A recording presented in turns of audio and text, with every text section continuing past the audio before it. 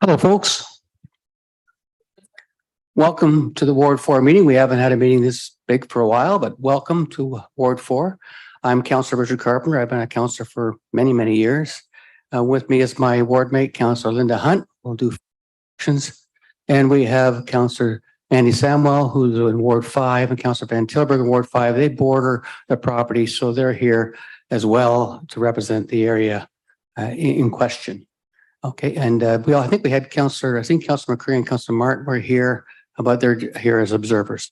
And I'll give it to my ward mate to introduce some preliminary discussion about how we're going to conduct the meeting today. All right, thank you, Richard. I want to, first of all, I want to thank everybody who has come out. It's great to see so many people that are interested in the development that we're here to discuss. I also want to give a shout out to everybody that's phoned or emailed, sent questions. I've committed that anybody that sent me any questions, I will ensure that that we have an opportunity to address those at the meeting as well today. So the purpose of the meeting, this meeting is actually a meeting that is required under the Planning Act application. It's the developer's opportunity to hold a neighborhood meeting, to do a presentation on the development that they're going to that they're planning. And the purpose of the meeting is really to learn about the proposed redevelopment and for you to provide comments back to the applicant to help inform their application. So, you know, keeping that in mind, that's kind of the purpose today. But we want to ensure you that everyone will have a chance to speak.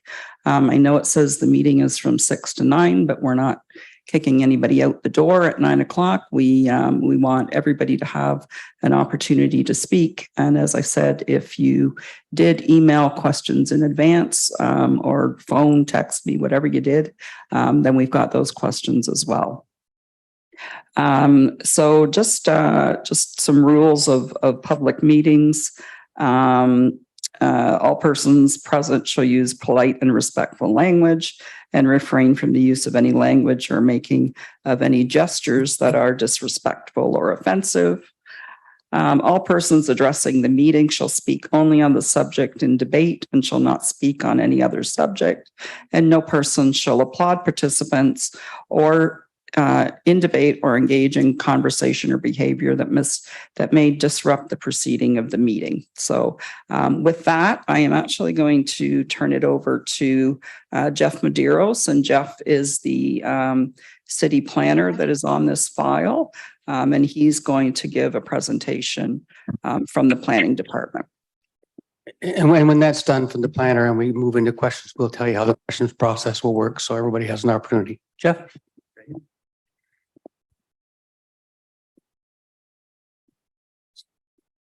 Good evening, everyone. Thank you for taking your time to come here this evening. We have a very good attendance, and we want, as the councillor said, to give everyone equal opportunity to have an opportunity to speak and ask any questions. I'm Jeff Medeiros. I'm a senior planner with the Planning and Development Services Department here at the city. We're here this evening to discuss Planning Act applications. And before I do that, I just want to acknowledge that we do have a number of other staff here at the city to my left and then at the rear of the room.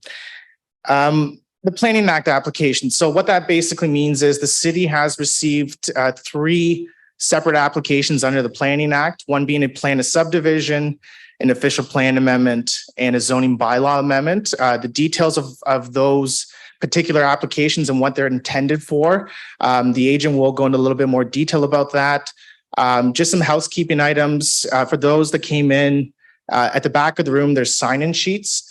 I'm assuming a few of you probably received notification in the mail. If you have not, I would encourage you to provide your information. And what that means is we'll add you to the mailing list so that any future public meetings you will be notified of. And similarly, if you have any commentary outside of this forum, you're more than welcome to call me, send me an email, and I'd be more than happy to share any information about the development proposals going forward. So with that, as I said, these are Planning Act applications. This is actually not the statutory public meeting, it's the neighborhood public information meeting. This is where the developer as well as staff take and have regard for any sort of public input that's provided this evening. And then at some point later on in the process, there would be typically a statutory public meeting. That's a meeting in front of planning committee. And typically at that point, there would be a recommendation made to committee at that time regarding the development applications. We don't have a timeline established for that yet, but I just do want to acknowledge the fact that there would be future meetings potentially associated with these development applications. So at any point through the process, individuals can provide commentary to staff. So I just want to make that very clear. This is not where it stops. There will be lots of opportunity to provide feedback throughout the development process. So I guess with that, I'm going to pass it to Martin, who is the agent representing the developer. Thank you.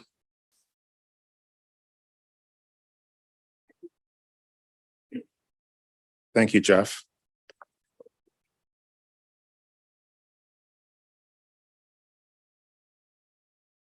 Okay, so hope we all can hear me okay. I'm going to assume yes. First off, I wanted to thank everyone for joining this evening.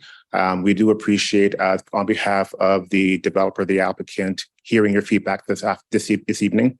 I also want to thank both Councillor Carpenter and Hunt for organizing this meeting. Your feedback is really important in terms of building that input into the development project that I will be going through this evening. So, sorry, there you go. That's okay. Is that better? There we go. Okay. So my name is Martin Quarkapome. I'm a Vice President and Registered Professional Planner with Weston Consulting. I am here on behalf of the landowner and developer to assist with their applications and present this development to the public. My role in this is twofold. One is to work with my client to bring forward the best development possible, but also as a professional planner to grab that public input and to ensure that we do our best to make to bring something back to the community. So with that, I wanted to walk through a presentation that outlines the development applications that Jeff spoke to, and also give a bit of detail around what we're actually proposing on these lands. There we go. So on screen here is an aerial of the subject property. I'm going to assume that the majority of you guys here this evening are somewhat familiar with the lands. So I'm going to assume that you're very familiar with the context in terms of what the property was used for. As a former Airedale golf course. My clients purchased that east half and a portion of the west for residential development. And in terms of the context here, I'll go over it fairly quickly because I'm sure you're more interested in what we're proposing on the lands.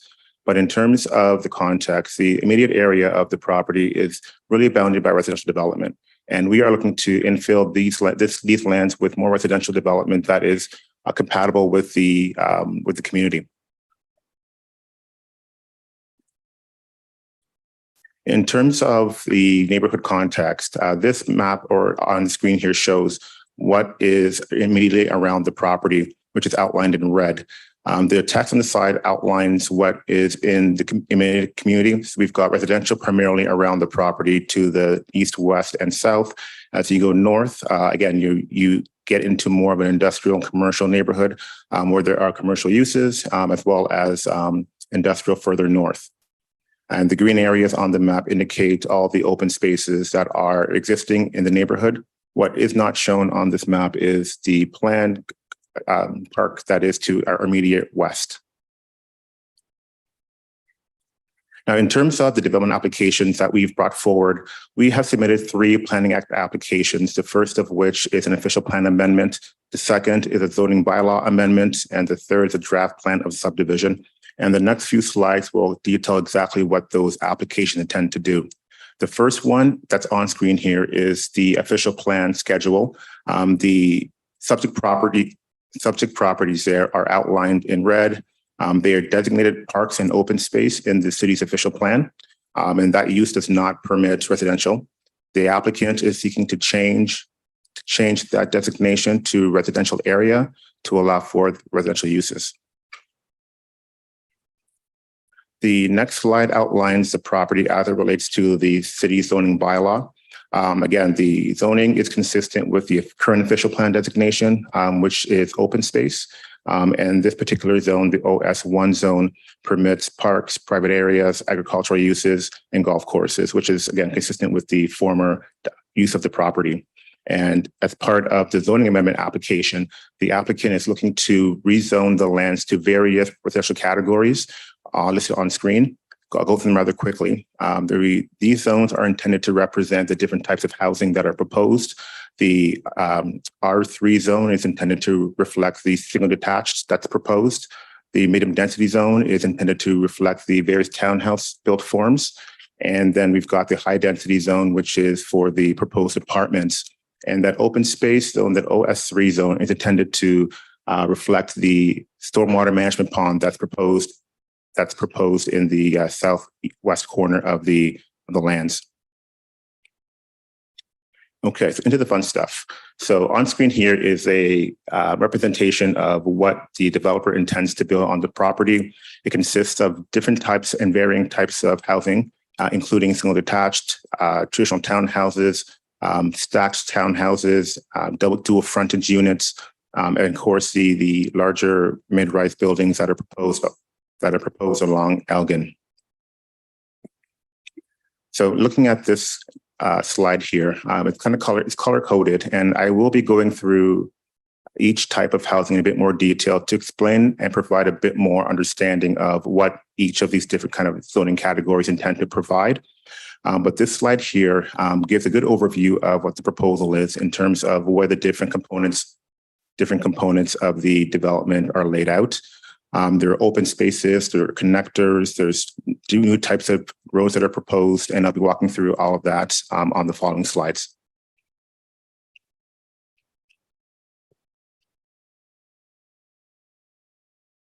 So on screen here is the draft plan of subdivision, and this application is intended to create the various development blocks as well as the road and the stormwater management blocks that can be developed on. So what's important to note about this application is some of the blocks that are reflective of, let's say, the condominium blocks or the mid-rise blocks don't actually have units attached to them. Along the perimeter of the property, yeah, you'll see a lot of lines and dashed lines that are a little dissimilar to what's actually shown in the center of the property, which are very large blocks. The perimeter of the property are intended to be developed as freehold units. So the lotting that the developer is proposing is shown on this drawing, while the blocks around the inside of the development, as well as along Elgin, are intended to be refined at a later date through a future development application in terms of its composition and its development. So I want to touch on what we're calling the pedestrian priority streets. This is a new type of street that is intended to address the pedestrian and the walkability of the site.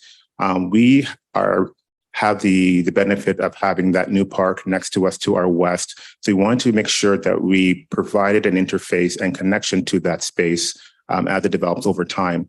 So these pedestrian priority streets are intended to bring residents and community members from around the neighborhood that can travel through this development. There are openings along Stanley, and there are openings between this development and the park that would allow residents to pass through these public streets. And the reason why we call them pedestrian priority streets is it does meet the city's 15.5 meter wide road width. The only difference is we've allowed for wider boulevards on either side to allow for bigger boulevards for more tree planting, wider sidewalks, which attempts to calm down the traffic in this neighborhood to benefit the pedestrian movement that we intend to move through this area. So the black and white image on the right at the top is the city's cross section for a 15.5 meter public road. And what we're proposing within that space is shown just below it in the color diagram that has the various elements of the road, sidewalks, and the boulevard.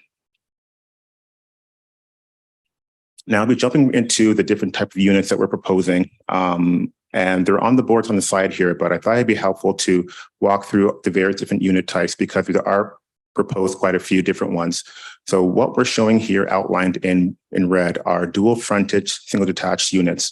So these are no different than the traditional detached units, other than they either have frontage on two public streets. So the block of units that go east to west have frontage on a street in the front and a street in the back, while the units along the west side have frontage on a public street as well as the park. So when we say dual frontage, the intent is to have elevated design and facades on both sides. So the one side will look like a traditional house with a garage, a front door with the main entry. But because the back is so visible and it can be seen, the intent here is to provide a improved facade that would look good from any vantage point, whether it be on the public street or from the park side. The dual frontage towns are very similar in terms of both sides being elevated in terms of the look, but the only difference is these are townhouses rather than the detached houses. So with this along Stanley, there would be front doors along Stanley, but the primary access would probably be from the rear, where there would be their driveway and their entry. So if you're walking down Stanley, you'll see a nice facade, a nice unit, whereas the backside of the unit would also have an elevated frontage in terms of its look. So it wouldn't look like a traditional backyard. It would be a lot more appealing from that view. These are front-loaded townhouses, which pretty much mean traditional townhouses. So unlike the dual frontage, these will look and operate like a traditional townhouse. They'll have a rear yard, they'll have the entry at the front off of the main road, as well as their driveway and their garage.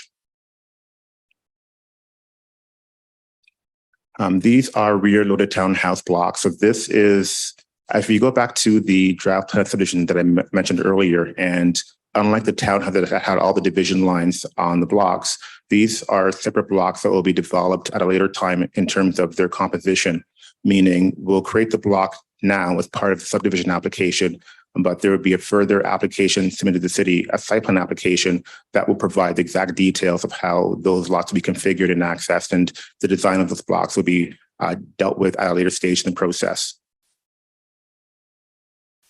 Similarly, these townhouse units, these are stacked townhouses, which is one on top of the other. These are 3-story. Because they're condo, there are different rules in terms of providing for amenity space and parking. So these lots, although conceptually shown here in a certain way, are intended to reflect the potential design for these blocks.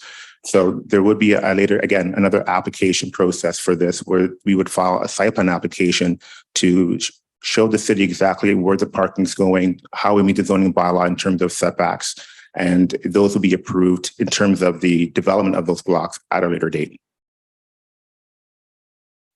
And last year, we've got the mid-rise buildings that front onto Elgin. I'll start with the smaller block that's on the west. So this is a proposed 6-story building that is pushed to the farthest east side of the block. We do understand that it's adjacent to low-rise residential. So we did our best to use good urban design and planning principles in designing that block in terms of an angular plane and having the building terraced at the 3rd story. So like the condominium blocks and the other stacked townhouse blocks, these will be subject to a future application where the applicant, the developer, will come back in with a site plan application and then show the city how we conform with the zoning bylaw in terms of the standards of the zoning. And the larger block that's at the corner of Stanley and Elgin, much like the smaller block, will have to go through a similar process of a site plan approval. So what we're showing here for these blocks in terms of the number of units and the layouts, it's to show the potential design of those blocks, but the detail of that likely will change at a future date when an application is submitted for site plan approval. So I've gotten some questions around phasing and timing and how this will all work. So this phasing plan on screen is to visually show which parts of the development will move first. So the first phase would be the infrastructure of the development, which would be called the light yellow. This would include all of the roads and the storm pond in the corner. So all of the sewer pipes and stormwater pipes and the roads be built up front to ensure that they're there to support the development as it unfolds over time. The second phase would be the freehold units, which would be the darker orange units that are on the perimeter. These would be developed as phase one, and they would hit the market first, call it. The third phase would be the purple in terms of the townhouse units stacked and the laneway. These, again, would have to come through another application that would come in the future once the development blocks are created through the draft plan of subdivision. And lastly, the mid-rise blocks along Elgin are the fourth phase and would go through the similar process of site plan approval, again, to ensure that the zoning criteria is met that's required of it. And lastly, is the landscape plan. Understanding that new communities do need open space and trees. This is a plan that illustrates the potential streetscapes and design of where new street trees will go, locations of rear yards, and how the overall plan in terms of the greenery would be introduced to the blocks. And this would be a design that would be approved as part of the draft plan of subdivision. A landscape plan like this would be submitted. And we would have to ensure that we're providing good tree canopy coverage around the development, this being street trees, as well as ensuring there's adequate amenity space throughout some of the condominium blocks as well. Lastly, this is a list of all of these studies that have been filed with the city. An application was submitted a few months ago for, as I mentioned, the official plan, zoning bylaw amendment, and subdivision application. As part of that, as part of those applications, the reports and drawings you see on the screen here have all been filed with the city for review. They will review them and let us know if we've hit the mark or haven't hit the mark. Those comments are outstanding, but this is to ensure, well, this is to show rather that we have provided adequate study for this development. And at a very high level, we have our archaeological, we have our environmental, our geotechnical underground in terms of the soils, heritage impact, as well as all of our servicing and transportation. So all of this material has been prepared in support of the development. It is, I believe, on the city's website for view. So if anybody's interested in taking a look at the content, the rationale, the conclusions of these reports, they can be accessed from the city's website. And I'm sure Jeff can provide them if needed as well, if he's asked. So with that, I'm going to conclude there. I'm here for questions by the public, by council members, and I'm here if you need. Thank you.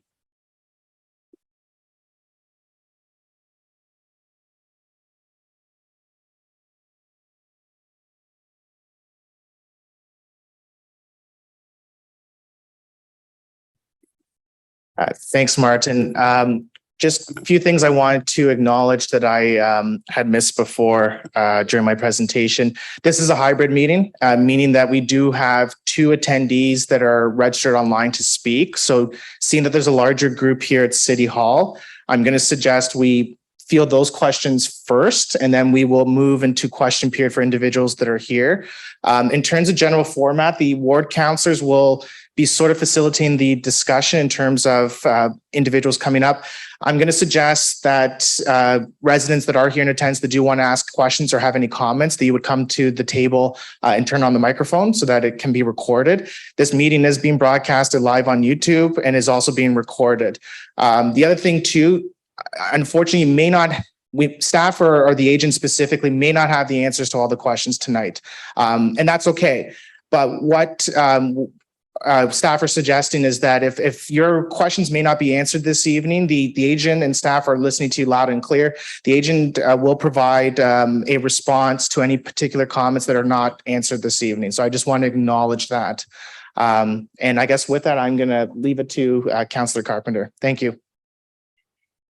Thanks, Jeff. Actually, I was willing to take the microphone to people that didn't feel comfortable coming forward. It's not always comfortable coming forward, but that's an option. So when you do come speak and ask a question, please provide your name and just the street you live on. You don't have to give us the number. Just want to know where the questions are coming from. We get a good idea of the level of concern and how it relates to the development, if you don't mind. So, Darlene, we have people online. How many? We do. Thanks, Council Carpenter. We have two. Rodney, go ahead.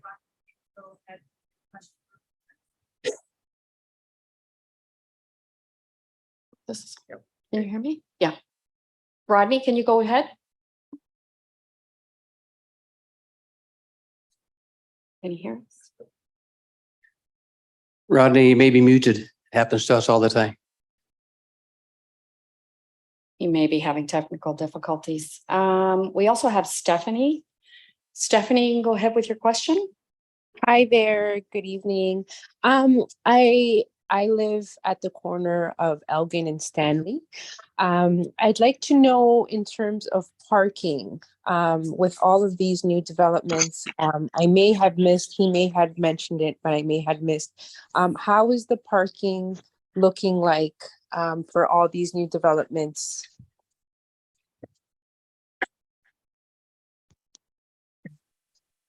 We have a staff member that can answer that, but yes, we do.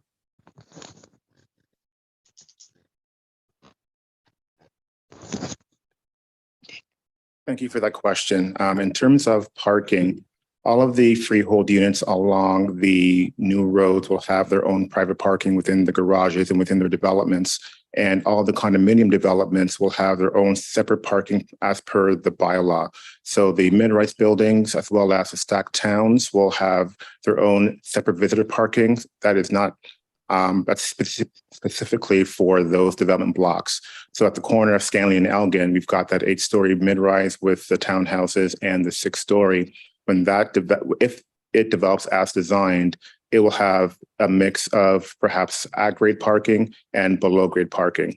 But one of the things that we have not asked for as part of our zoning bylaw amendment is a reduction in parking. So I don't have the stats on me right now. I can try and check in my folder. But whatever rates that is for an apartment building or a townhouse or a detached unit, that is what we would be provided when developed. Thank you. Thanks, Stephanie. I think Rodney is now ready to go with his microphone. Rodney? Yeah. Hello? Go ahead, Rodney. Hi, do you hear me? Yes, we can. Okay, yeah. One of my main concerns was just the flow of traffic going through the construction time and after people move in. Like the corner at Wayne Gretzky and Henry becomes very busy, and in between Gretzky and Stanley, there's only maybe like 100 yards. And as it is right now, sometimes the cars are jammed from Gretzky to Stanley already. And once we get like trucks waiting to turn left there and everything, it's going to be backed up beyond Gretzky, I believe, because the turn lane only holds like 3 or 4 cars. And then there's only room for another like 4 or 5 cars before you run into Gretzky. I was just wondering if there was any plans for that, because once there's dump trucks and everything going around here for all that, it's going to make that corner very, very hectic, I think. Thank you for your question. Jeff, I think there was a traffic study that's available. Could we make sure that the gentleman gets a copy of the traffic study? And then any further questions you're able to ask further on. That's the 2 online, darling. Okay. Would someone like to come forward and speak? Please come forward and press the microphone. Now, in the speaking order, what we're going to do, you're not going to get a second speaking opportunity until everyone is allowed to have 1. So everybody gets a fair comment. Oh, here we go. My name is Roger. I live on Arthur Street in Ward 5, and I have a couple of questions and concerns. Excuse me. One is original plan was for 300 units. Am I correct on that? And now it's gone up to 750. Jeff, I think that's correct, is it not? The original plan was 300 units.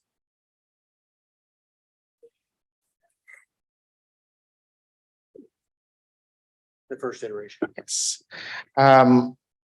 I'm not aware of the 350 units. The plans that are before us in terms of the subject applications, they are proposing a total of 750 units. Okay, because from what I understand with the original posting from Elite on its site, it said 300. So this is striking me as a classical bait and switch maneuver. How many vehicles are we expecting in this so-called 750 units? Are the vehicle numbers part of the transportation study?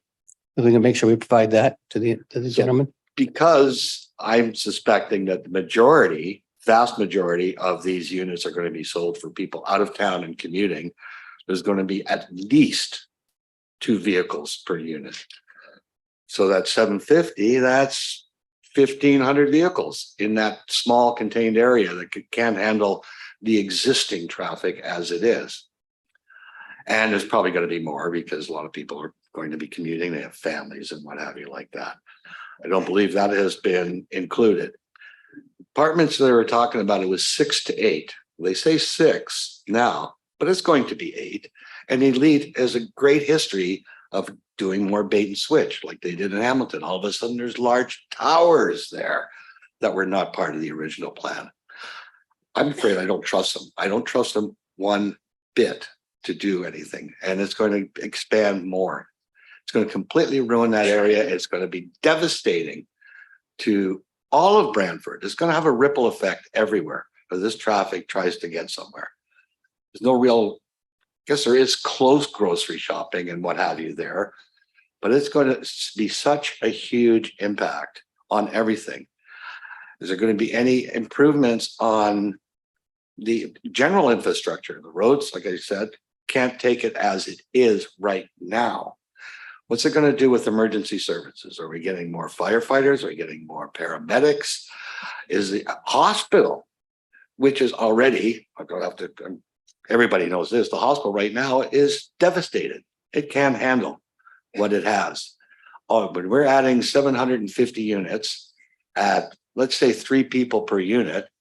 It's 1,500. That's well over 2,000 people. There's going to be a lot of concerns here. And that's it. Thank you. Because I do not trust Elite. Thank you for your comments. May as well leave the microphone on because whoever else come up. Thank you for coming up. Next one forward, please.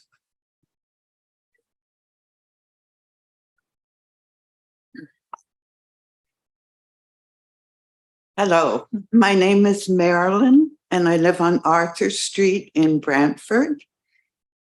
The zoning of 282 Stanley should not be changed for many reasons, but I will focus on one that affects me directly. It affects the residents living around the site, all people in Brantford, as well as those living in all of Brant. Along with all the other builds, Brantford does not have the emergency services in place to handle this increase in units and the increased population. The original plan from Elite indicated 300 units would be built, but this has been now increased to 750 units, which means there will be a minimum increase in population of 2,000 people in a concentrated area. We need police, firefighters, paramedics, doctors, nurses, and other service providers for this increase in population. The Brantford Hospital cannot handle the present needs, yet this situation will only get worse. All infrastructure needs should have been taken care of even before the sale of the property, and it should definitely happen before any units are built. The average wait time at the emergency department of BGH is over 4 hours, with many patients waiting more than 8 hours to be seen by a physician. This is totally unacceptable and will only be made worse with the population increase of the proposed density. The city needs to put a stop to this proposal by Elite.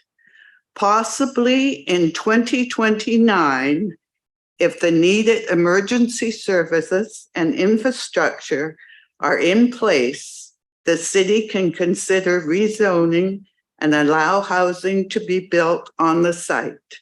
Until then, 282 Stanley should continue as open space for the enjoyment and pleasure of the residents of Brantford, as well as for all the flora and fauna that live there.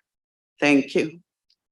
Thank you for your comments. I just want to remind everybody, all your comments become part of the public record and you'll see the full report with everybody's comments in it. I think gentleman back there was going to speak. Yep, come forward, please. Could I take the mic, Richard, versus sitting there? Yeah, if you feel more comfortable, I'll bring it over to you. I'm told it's portable for so long, probably a couple hours, we hope. Thank you. My name is Mark Dreamack, and I live on Wildwood Avenue, lifelong resident. It's nice to see the support here tonight. So questions and points I'd like to make here. I think most residents here would agree with me that this 49 acres in Brantford that was utilized as a golf course and public space for 97 years was the equivalency of our Central Park. New York City has had a park for 165 years called Central Park, servicing 8.5 million residents. And the reason the city had put it in conservancy is because they value that space for their residents as a green space to support their quality of life. The same purpose of that property in Brantford, our fourth largest property. Are the owners of Elite aware of that, Martin? Yes, okay. So I'd like to make that point. So as far as asking of questions, some of the biggest concerns I would have here, when you look at, I understand the number was more like 350 for the original development. We're talking here now 750. So if the units are doubled, I guess I'm interested in what would the average market price be of those units that we expect to is going to be putting into the market? Because if we're going to double the units, wouldn't it make sense? This is the opportunity that we would take those additional units and dedicate them to the affordable housing crisis that Brantford has right now and build homes at market pricing, because we're sacrificing our Central Park. Hopefully our council is managing that sacrifice on the basis of truly servicing the community's needs for our affordable housing. So I'd like to know, will that be part of a lead MD strategy when they put this development together, that they'll actually service the needs of the community versus the needs of corporate profit? No, it's not. I have several. We'll answer them. Thank you. Appreciate that. Also, so if there's an emergency, if a tornado or some other natural disaster, which I would never wish on this community happen, what is the emergency plan to be able to exit that property? Because people are already talking to the issues of congestion, traffic, cars, parking. So is there an official emergency plan that this development has to meet for approval from this municipality as well as the Ontario government? Also, I'd like to know how many deviations does your current proposal have to the current municipal act for planning?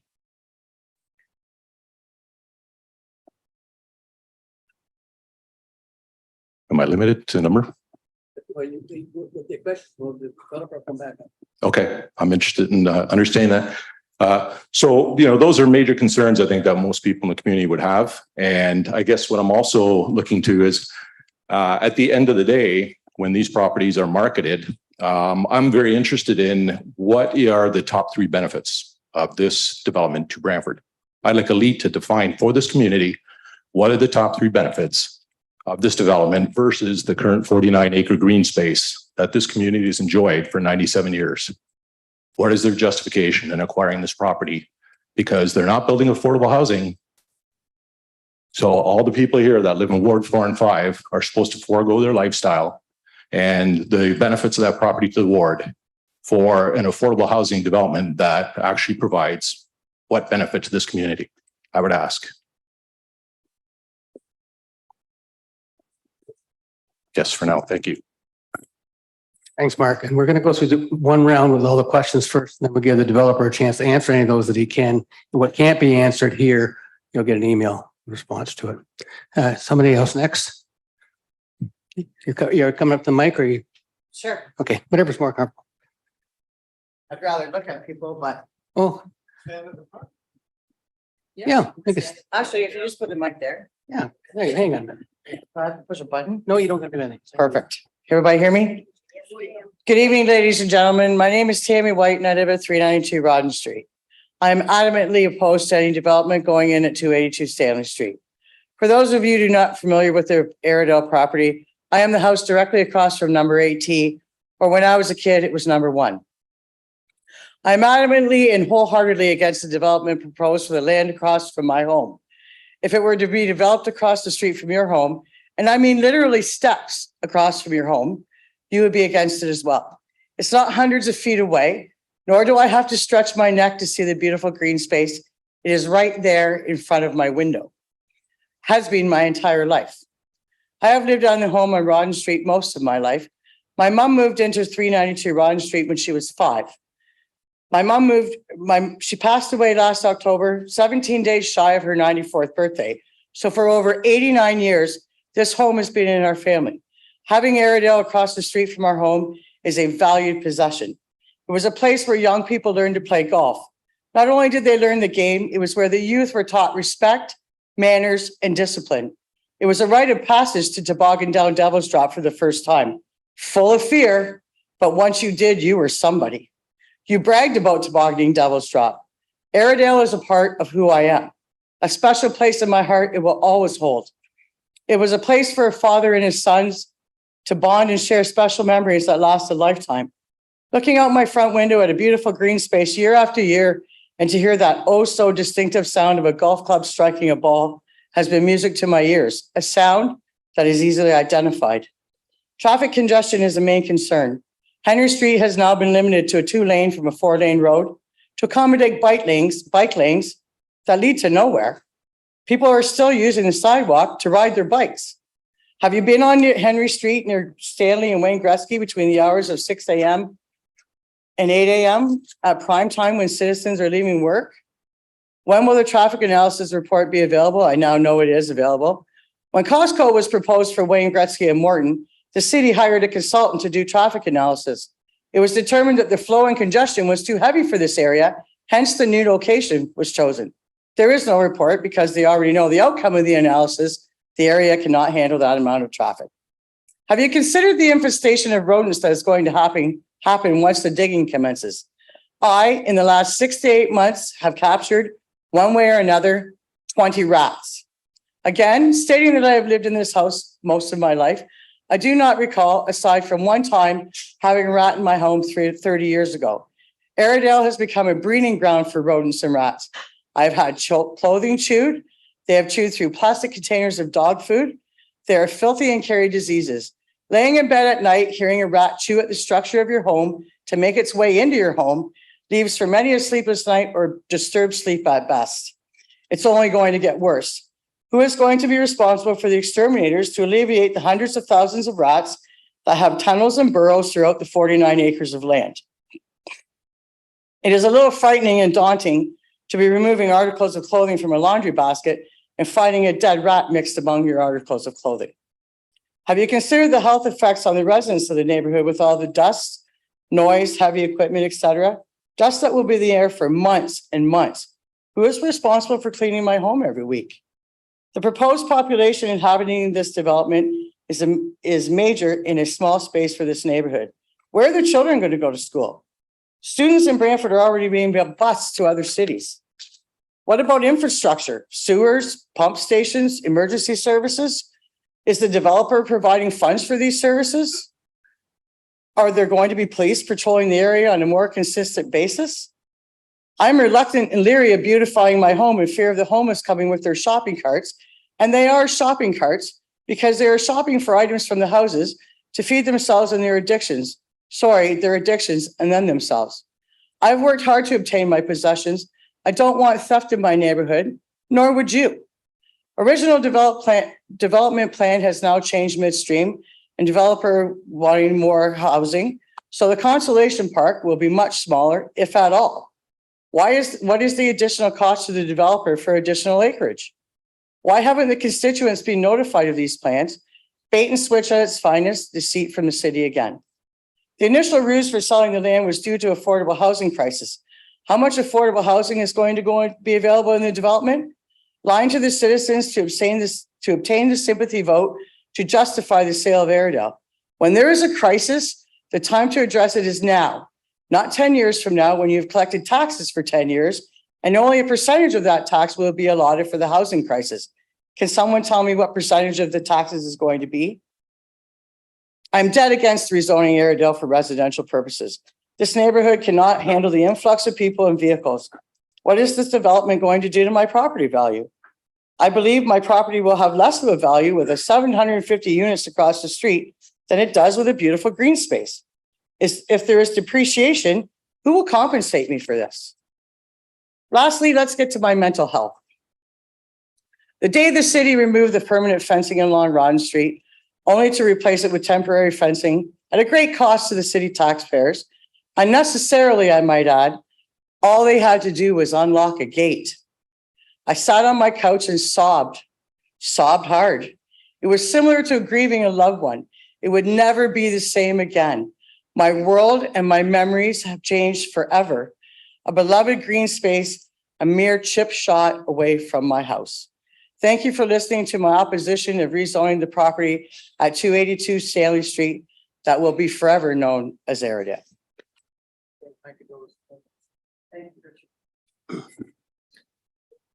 Thank you. Any other speakers from the public? No, you speak after everybody else if I let you speak at all. No, you don't decide who speaks here. I have as much right to speak as anybody else here. The answer is no. It's a ward meeting. The answer is no. This lady's next. Turn his mic off, please. I have a question for the developer, and it's simply. It's a ward meeting first. I'll let you speak at the end. You'll wait. Residents are first. I didn't recognize you to speak. You just don't come up and take the floor until you're recognized. There's a lady over here who is coming up. That's right. Okay, go ahead. Okay, all right, go ahead.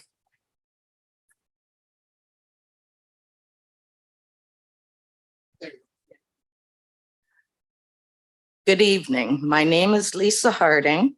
My husband and I bought our home 37 years ago on Campbell Street, overlooking what was then FC Bodley's playground with the Airedale Golf Course in behind and surrounding.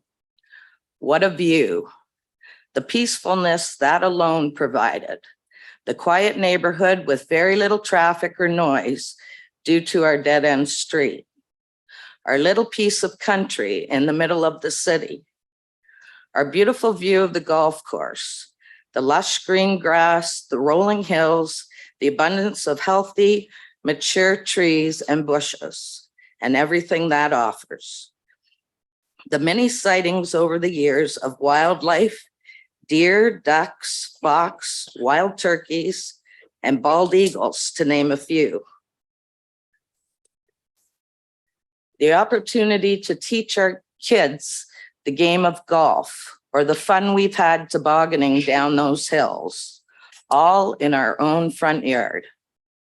Our dead-end street also supplied hours of entertainment for the entire block, from hockey games to street parties, complete with live music. The memories and amazing friendships we've built. The wonderful feeling of knowing all your neighbors extremely well. Our street is known to some as the best darn street in Brantford. As I'm sure you have guessed, I am against the development, just like I was the sale of this pristine, untouched property. I have concerns and questions I hope to finally receive answers to.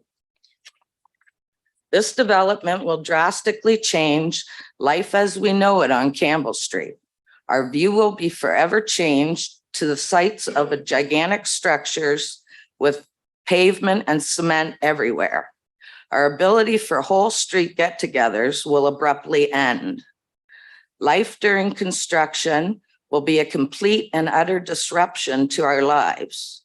The incredible earth-shaking noise day after day. I'm concerned, will my home withstand it structurally? Whose mess would that be to fix? I have 2 sons who work from home. How will the noise affect their jobs? The continual continual breathing in of all the dust and dirt. What will that do to everyone over a long period of time? What about the people with ongoing respiratory issues? How will they fare? The inability to get in and out of our driveways or off our streets due to construction vehicles in the way or torn up roads. How long exactly will a development of this magnitude take to complete? This development, at the very least during construction, will make selling our homes virtually impossible. Who would buy into that chaos? Even following construction, two of the main reasons we bought our house where we did will be eliminated. How many of the trees and bushes on the golf course will remain? The green rolling hills will be destroyed and all the wildlife will be driven from their homes. We have already noticed an increase of skunks, raccoons, and rats in our backyards, and this is only going to get worse. Another bone of contention is the 3 apartment buildings and their placement on this property, right beside and around our homes on Campbell and Elgin Streets, looking down into all of our once very private backyards. Will they block the sun? Our backyards are conducive to full sun. From what I can tell from the plans, our backyard privacy will cease to exist. As far as I'm concerned, that is intolerable and completely unacceptable. Can you guarantee that will not be a factor? How will our 1-lane roads around Arrowdale be able to handle all these extra vehicles? It can be busy enough at certain times of the day with the cars we have now on our roads. This development will add close to 2,000 more vehicles to the area. Trying to get off our streets will take longer, and trying to get onto the Wayne Gretzky Parkway from Henry or Elgin Street will be backed up more than they already are, causing mayhem, leading to more accidents. With all the extra people this development will bring, upwards of 2,600, how will our emergency services manage, police, fire, and ambulance? They are already taxed to the hilt. What about our other services, hospitals, doctors, schools, etc.? How will they meet the demand with a huge increase of people from one small area of Brantford? Will elite be expected to pay developer fees? When this sale and development was being forced upon us, we were told that 100% of property taxes collected from those new houses would be put into a fund for affordable housing. That number quickly changed. What is the percentage promised now? It's my understanding that normally the tax money generated from a new development is used to help offset the costs from site infrastructure. With a percentage of the tax dollars from this new build being allocated to the Affordable Housing Fund, who will pay for these much needed services? The existing area residents? The very same taxpayers who have been fighting against this sale and development right from the start?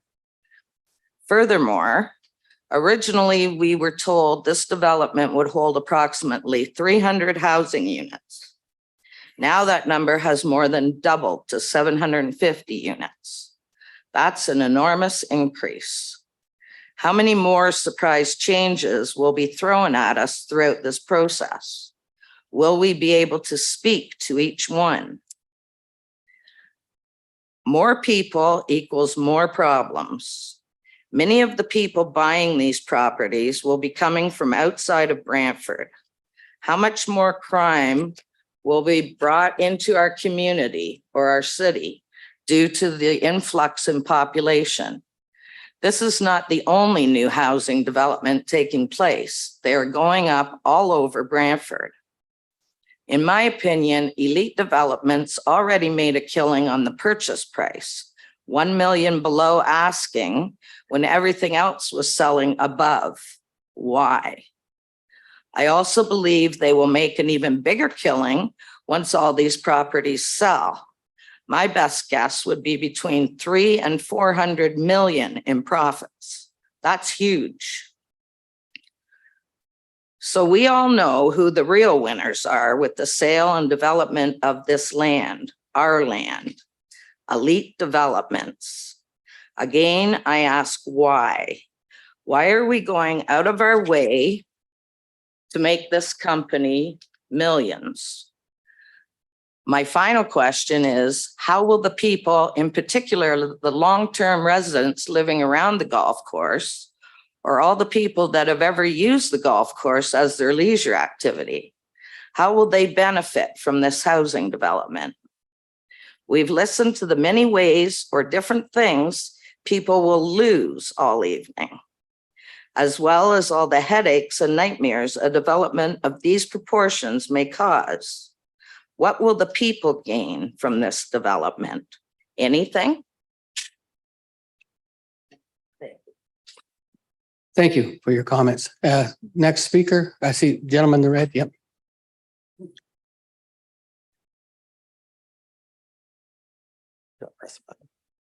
And just going forward, I want to thank everybody for how polite and calm you are. I really appreciate it. I know this is a difficult subject matter, but I really appreciate your calm, direct comments. Thank you. Go ahead.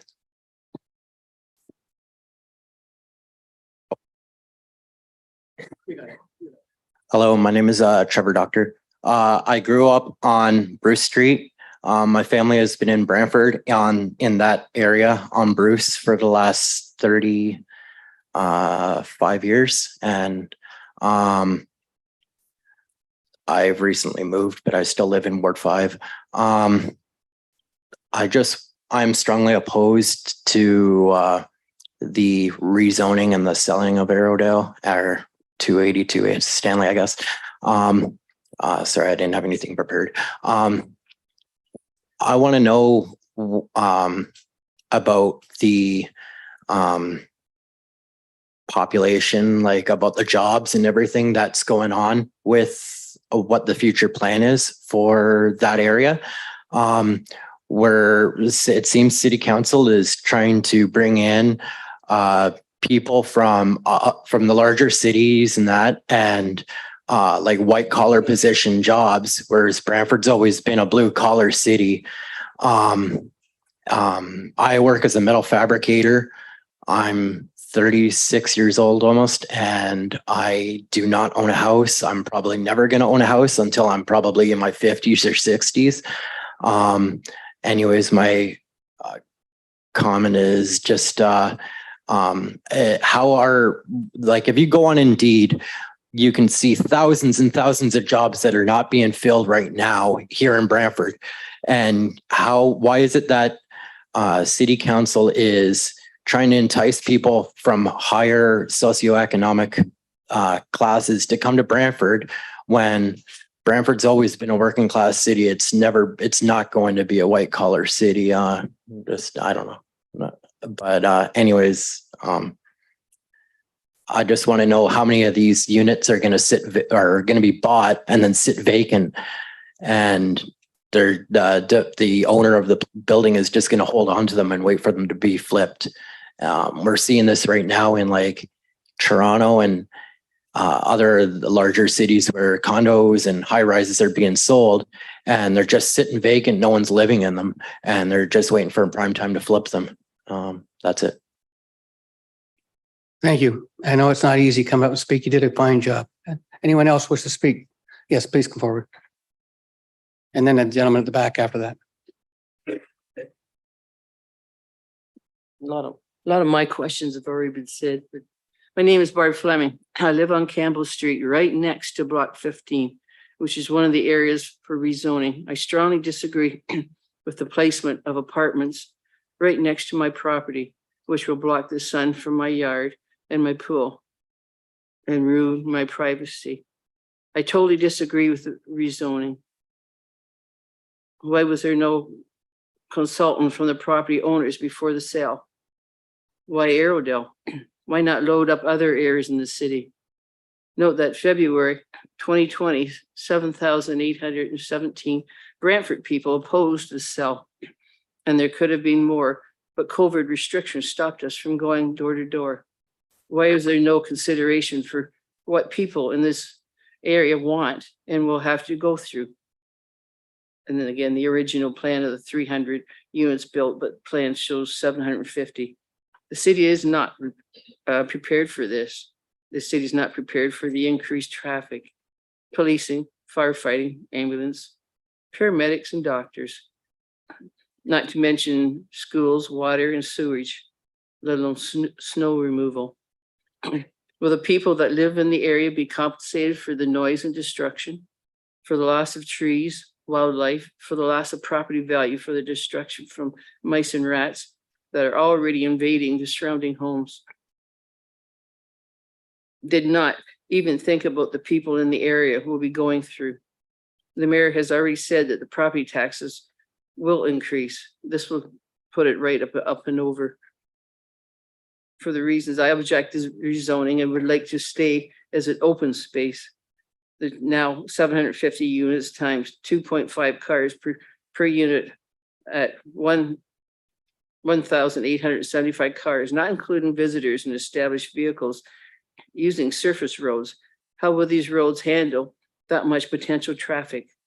Will the developer be contributing to our transit service to help reduce vehicles on the roads? We were told the property taxes were to go up in the Affordable Housing Fund. Then that changed to a percentage. Can the councillors clarify what that is? Will the developer be charged developer charges? I can see why a lot of people from Brantford are fed up and moving out. Thanks, Barb. And just to clarify, you want to be, your one of your big concerns was the apartment building right next to your house. So you have a one-story house with a pool and the apartment building will block the sun. Yes. That's And amongst the other things, but that was yeah, there's the whole park, there's like a whole yard wide right next to the two houses in Brantford okay. and the dog park. Thanks for coming. Gentleman at the back.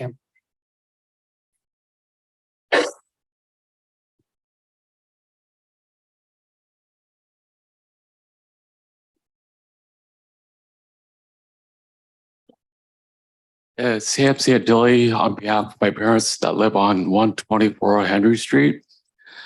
And we want to know to the property owners that backs up to the supposed park. There's a dead end street that is not finished. And we want to know if that street is going to be finished to the new development and if there's and what that means to the property owners. And if there's any compensation, if it backs up to the street instead of green space. And that's my question. Thanks. That one I can answer you right away. The Freeborn Ave was closed up and sold. That part was added to the park. And the other part was sold off as part of the development. So your question will be, what are they going to do to the dead end to protect the back of your properties? Yeah. Okay. Thank you. Thank you for coming. Further discussion, someone else? Yeah, come on forward.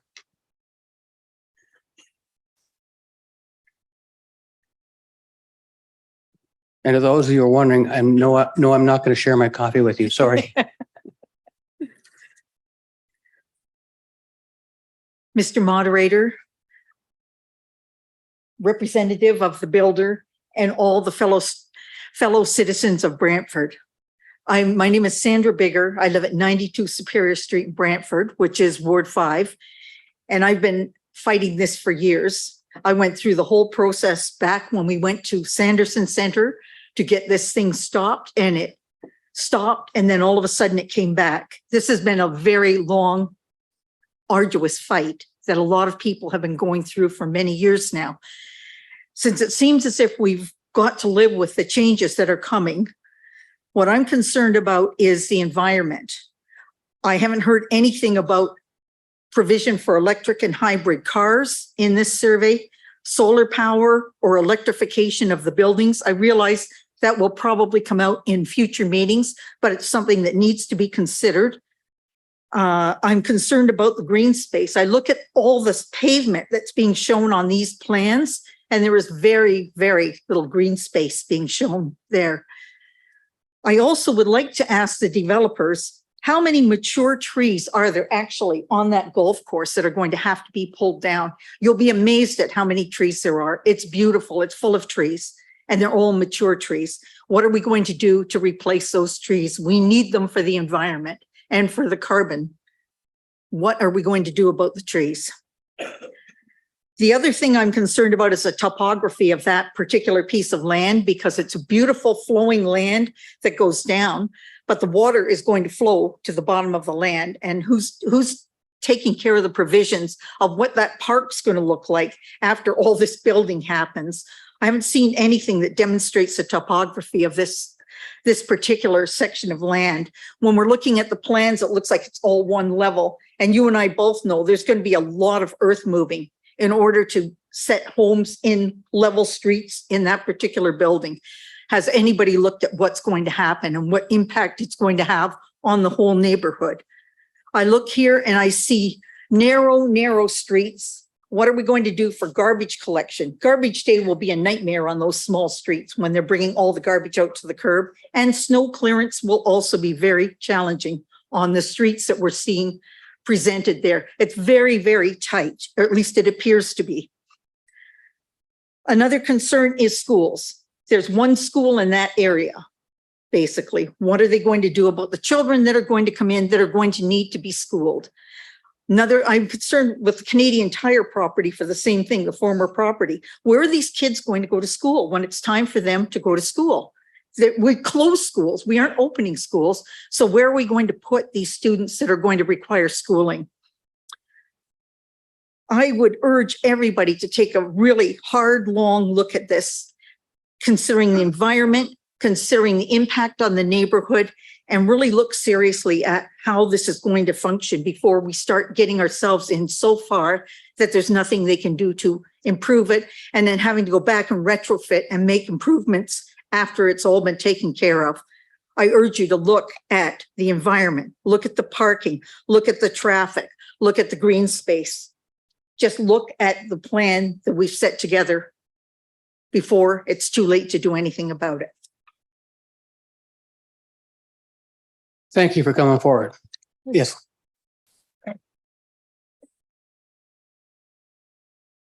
Yes, my name's Scott and I live on Campbell Street, and a lot of the concerns I have already been addressed, and I just have a few things that I'd like to add. I mean, many of us have watched Nick Taylor from Canada win the Canadian Open, and how proud as a Canadian we all were that he did it. And he got his start somewhere from a course like Airedale, and elite development would have not understanding, because they're not from Brantford, would not understand what that course means to many people and how people got their start in golfing. But my next question is going to be, the same night that it was voted to take Airedale away from the people, that a climate emergency was declared, does Elite's equipment that's coming on that course run on batteries? Because there is a climate emergency declared in Brantford on the very same day that Airedale was taken away from us. So that's my question. Is it going to run on, is your equipment running on batteries? Thank you for coming forward. Now, Linda has some questions that she got going around, but if you're still shy of coming up, I will come around after those that wanted to come up, just in case you're not comfortable coming to the front. Okay, Linda, you had some questions. You want me to bring it to you? No. Okay, I'll see if there's more questions out here first. Then, okay. We're just sort of giving the priority to those who want to come up, and then I'll go out there if anybody. Yep, it's already on the red. Yeah. Thank you. Hi, my name's Ron. I live on Elgin Street, right across from the proposed 6-story block building. We've been out on Elgin Street for 20 years. We've developed our home. We've done landscaping. We've developed our backyard to make it our comfortable retirement home. We've done a lot of work there, hoping that we could live there comfortably for the rest of our time, I guess. We loved looking out our front window which we put a bay window in so we could see the Airedale Golf Course. We live across from the former 5th hole. Looking out to see the trees, watch the golfers screaming and shouting and having a great time. Watching them tee off on the 6th hole, collecting golf balls off our front lawn. Number of times, up to 70 in one year. We come to watch the kids in the wintertime going down in their sleighs on the hills, just screaming. We could hear it. We're 5 or 6 houses away. You could still hear them having a great time. It's been a wonderful experience up until somebody brought up to council that we proposed to sell Airedale. And since then, it's just been a headache to a lot of people around our area. I have neighbors who are here who are contemplating moving because of this. They don't want to look out, same as we don't want to look out, to a 6-story block building. I don't care how fancy you make it, it's still a 6-story block building, opposed to trees and greenery. You know, you watch the animals walking around there. You see the squirrels playing in the trees. You see the rabbits drunk them around. All beautiful things to watch. Questions I have are, first off, to the developers, where are all these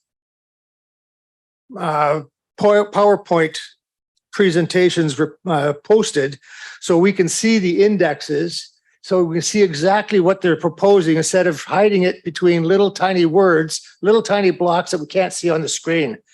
I haven't got anything detailed on what everything means. I'd like to have that for starters. How many cars are going to be leaving and coming in the mornings, going to work? If 750 units, let's just say a third of them are going to work in the mornings. That's 350 cars, 250 cars leaving 3 entrances and exits. If you look at the plan, there's only 3 entrances and exits coming off of that property. 2 onto Henry Street, 1 onto Elgin Street. That's a lot of cars leaving 3 entrances and then coming back. And then the next shift comes in, you got 250 coming, 250 leaving.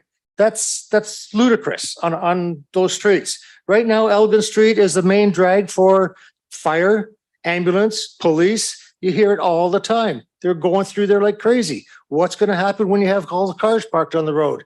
You have parking for the residents. Parking, I think the developer said, or the council for the developer said, they have garages and a parking spot. What about their guests? Where are they going to park? Along Elgin Street, along Stanley Street? More congestion.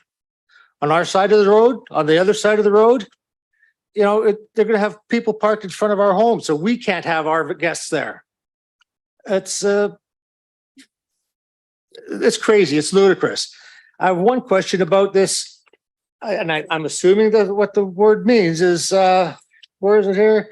SWMP. Does that mean swamp?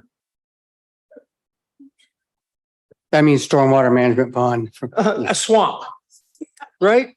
A breeding ground for mosquitoes and other insects. Just a perfect breeding ground. And that's right down, let's see, that's 7 houses away from me. So where are they going to go? Mosquitoes are going to come to my property too. Right now they have a dog park there. Great idea. Kudos to the city for doing that. A great place for the people to bring their dogs and have them run around and people meeting each other and pets meeting each other. Wonderful idea. I don't see that on the plan. So they've spent all this money to put up the fence for this dog park, and now that's going to be gone too. Why is our apartment buildings put in front of homes when they could be put in front of the city-owned parks? So let them look out into a park instead of looking into our backyards, our front yards, along Elgin Street, along Stanley Street, sorry. Did I say Henry Street earlier? I apologize, I meant Stanley Street. Redo this. If you're going to do this at all, redo it. Lower the number of people. Put it back to a reasonable amount of people, a reasonable amount of homes, and not some development that's going to look like, I don't know, I'm going to say a communist country. it's just ridiculous on how many people you're going to have in this little tiny area. When you look at the rest of the area, there's not anywhere near that much all around the place, around the property.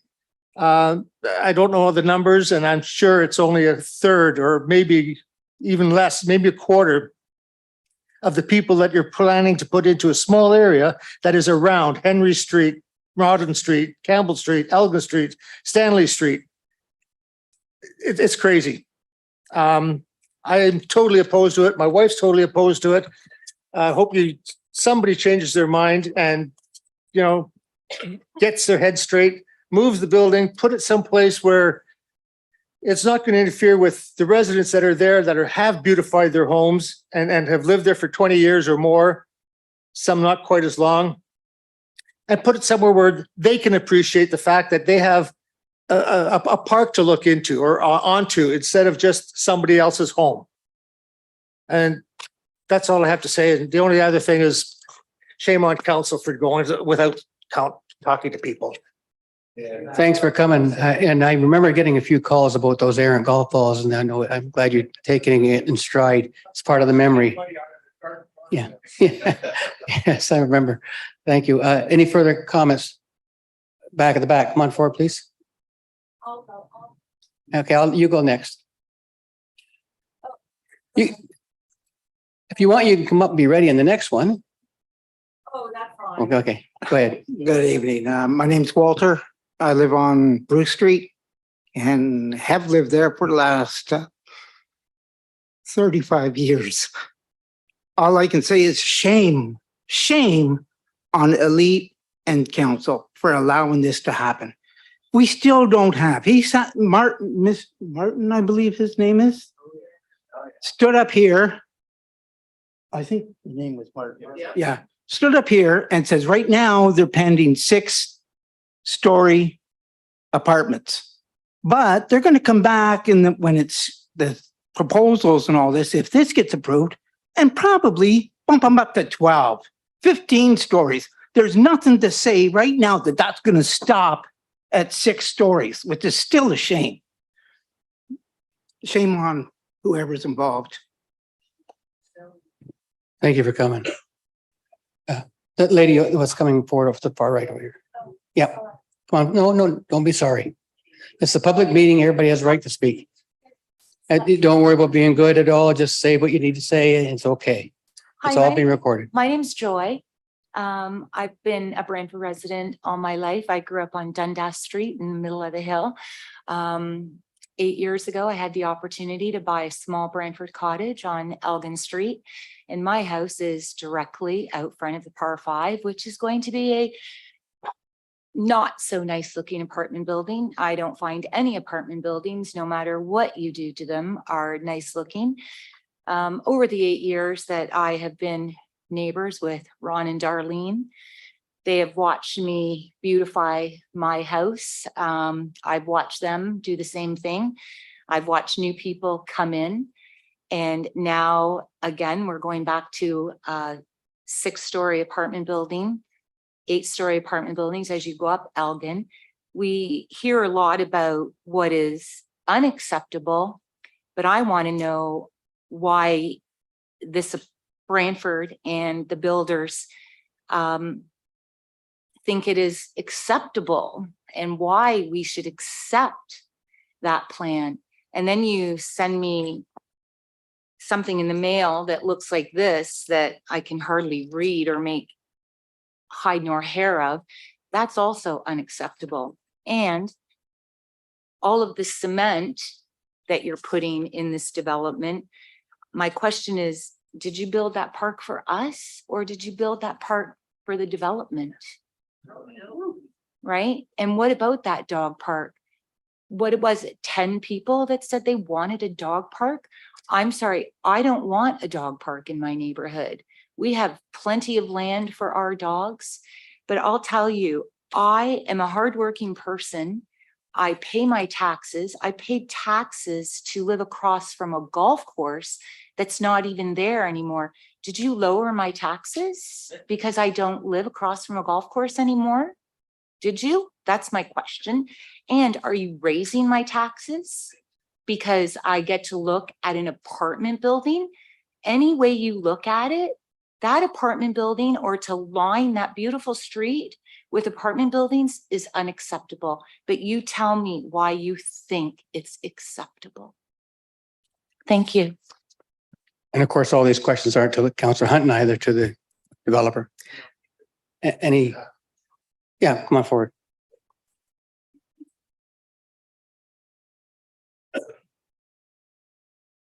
Oh, you can sit there. You want to use it? Sure. There you go. You're quite well. Stand back. Go ahead. Take your time. Yeah, get my coffee.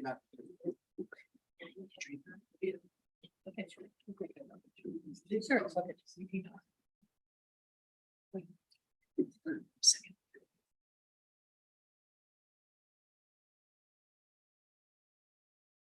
My question is, who benefits from this? Who? I don't think there's a single resident in this city that will get anything out of this. The only people that will benefit is elite and maybe line the pockets of our city council. I live on St. George Street in Ward 4. I also have a rental property on Elgin Street. And this now will explain why my tenant has called and mentioned about rats now in her dwelling.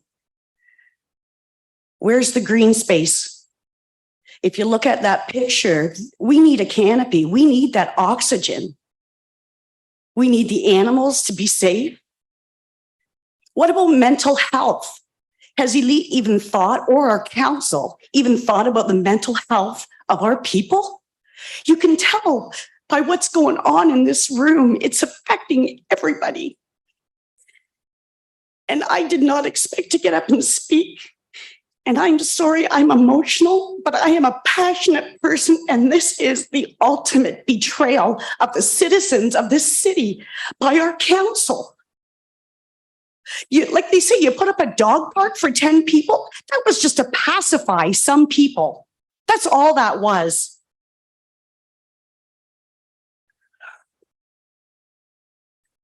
I can't believe that we have to feel bullied by our city council. Because I know I feel bullied by them. And by the sound of all you people and all your comments, they're very important. And your mental health. I mean, if these people have to worry about all this all the time, their taxes going up, their privacy being lost. My mother already lost privacy in her backyard. So when I'm out there naked and smoking a joint, they get to see me. Anyway, the bottom line is there's not a whole lot of thought that has really gone into any of this planning other than for the mayor, the council, and Elite. There is no regard for any people in this city.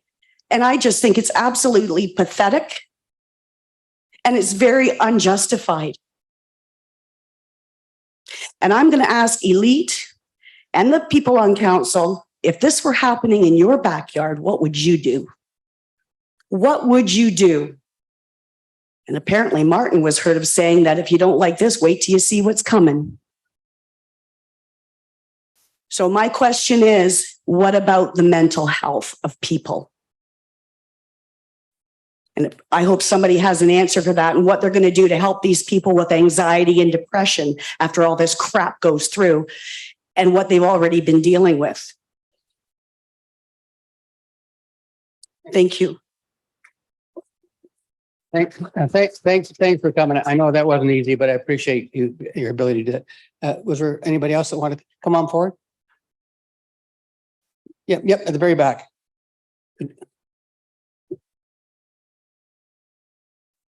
You can want to go speak there, or you right there. The microphone that's red it makes it easier for you.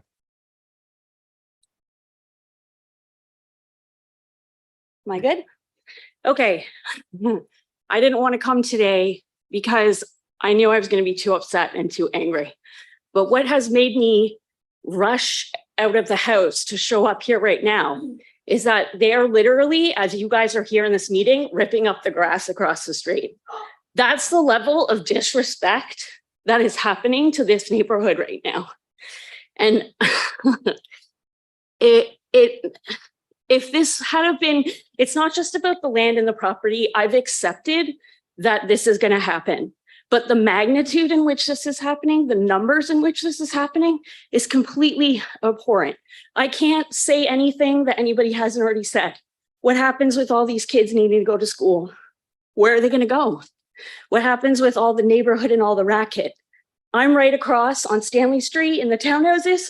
When they took down the clubhouse, our house was literally shaking. Nails came out of our wall.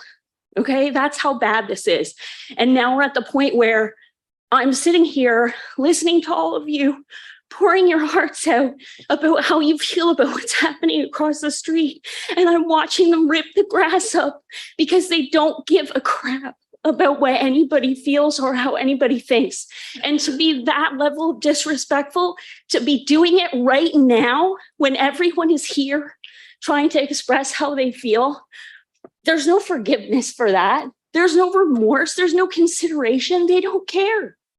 And then everybody's going, oh, Brantford's going to hell and oh, everything's all terrible in Brantford.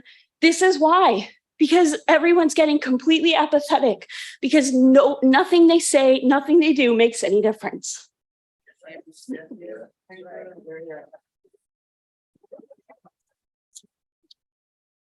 Okay, is there any further speakers that would like to speak? Come on forward, please.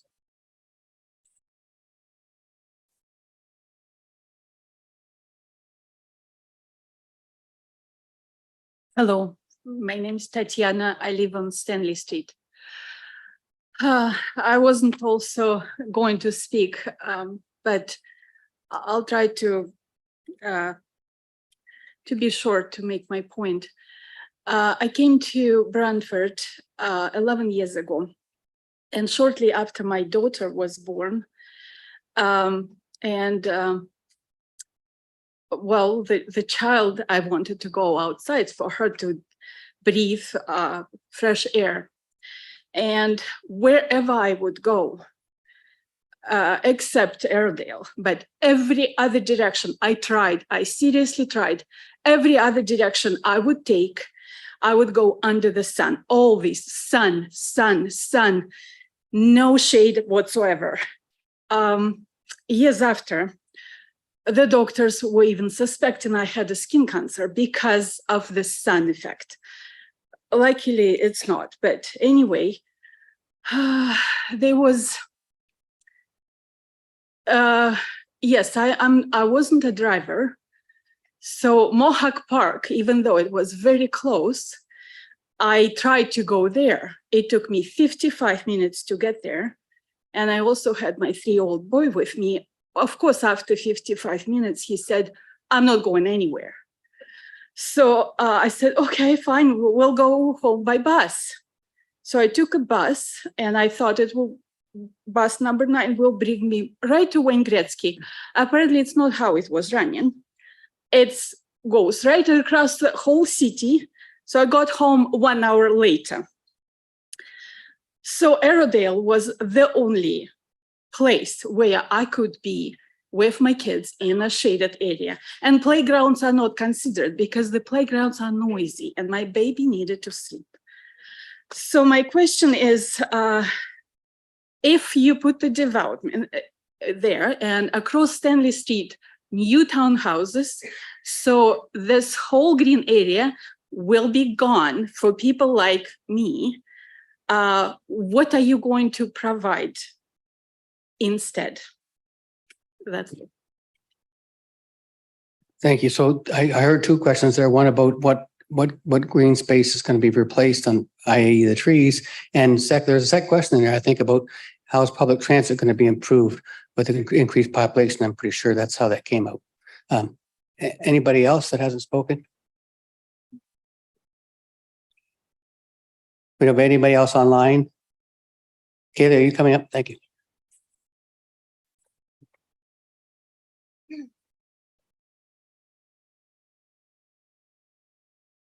Hey everyone, I guess I'll take my sweater off so you can see my shirt. So I know that's why we're all here. My name is Kaylee Poisson, And I have sat patiently waiting for an hour and a half because I wanted to see what everyone else had to say. And I just want to make a big thank you for everyone that has shown up today, because it matters. And everyone that has had the bravery to stand up for 3.5 years makes me unbelievably proud. And it makes me proud to say that I live in Brantford. And I'm sorry, I'm just so upset right now because 45 minutes into this meeting, bulldozers were trailered onto the Airedale property. The gate was cut and trucks went in at 5 p.m. We didn't know why. 45 minutes into this meeting, people have patiently sat and spoke and expressed their concern in a professional manner, in a passionate manner, only to be faced with that. And the audacity around that behavior with this company is inexcusable. I really don't have any words. It was expressed that this company threatened the workers on that land right now, that if they did not start today, they would be fired. So that is something that I wanted to express before I even got into what I wanted to say. Because I literally have no words for the professionalism, or really lack thereof, of this company. They have 4 other development properties in this city that they have not, to my knowledge, behave like this. But it seems as though because of the citizens and their opposition and their passion to protect this property, they are met with that level of disrespect.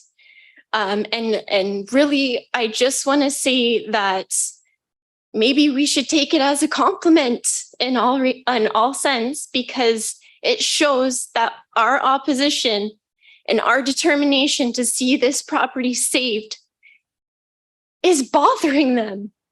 And it is making a difference, us keeping up the fight to preserve this space.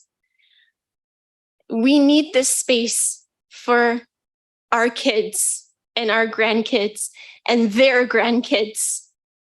This green space is the 4th largest green space in the entire city. And it is really one of the only ones of significance in the entire east side. And looking at the presentation that was shown earlier, there was a slide. I think it was neighborhood criteria was the headline of it. And it showed the property. It wasn't even green anymore, but it was outlined in red. And you can see very clearly the lack of green space around that area. The next closest place is Mohawk Park. But then even then, that is the only other place in the entire east side of town that is green. And to replace it and rip it up and, trade off for a 17-acre park is not good enough. It really isn't. And even then, the 17-acre park is planned to be paved over half of it anyways. So what are we doing here? Like, who are we catering to? And who are we supposed to be listening to? This city needs to represent the citizens that live here and the people's lives that this affects need to be seen. It really does. And I'm totally I haven't even started on my speech just because I am so like, I don't have any words really. But did you say that there's a second speaking opportunity for people?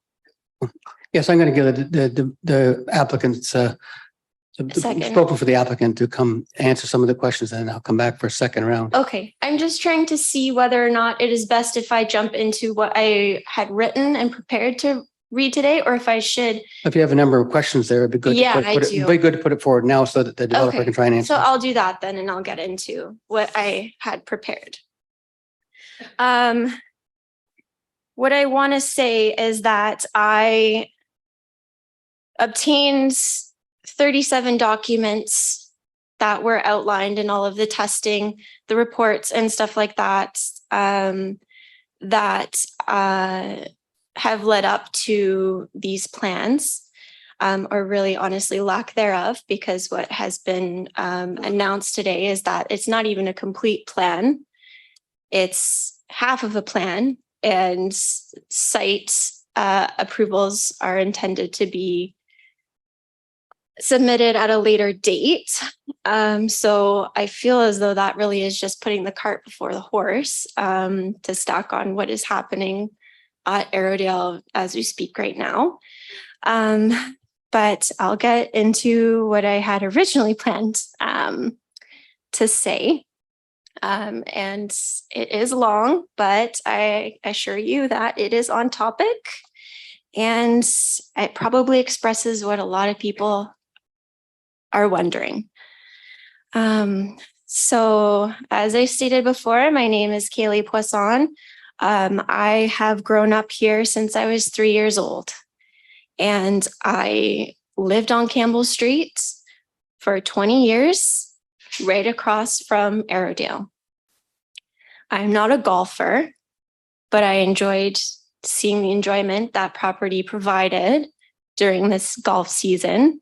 And I also enjoyed the property as a whole through the winter season, tobogganing, snowshoeing, just rolling down the hills like any other normal kid.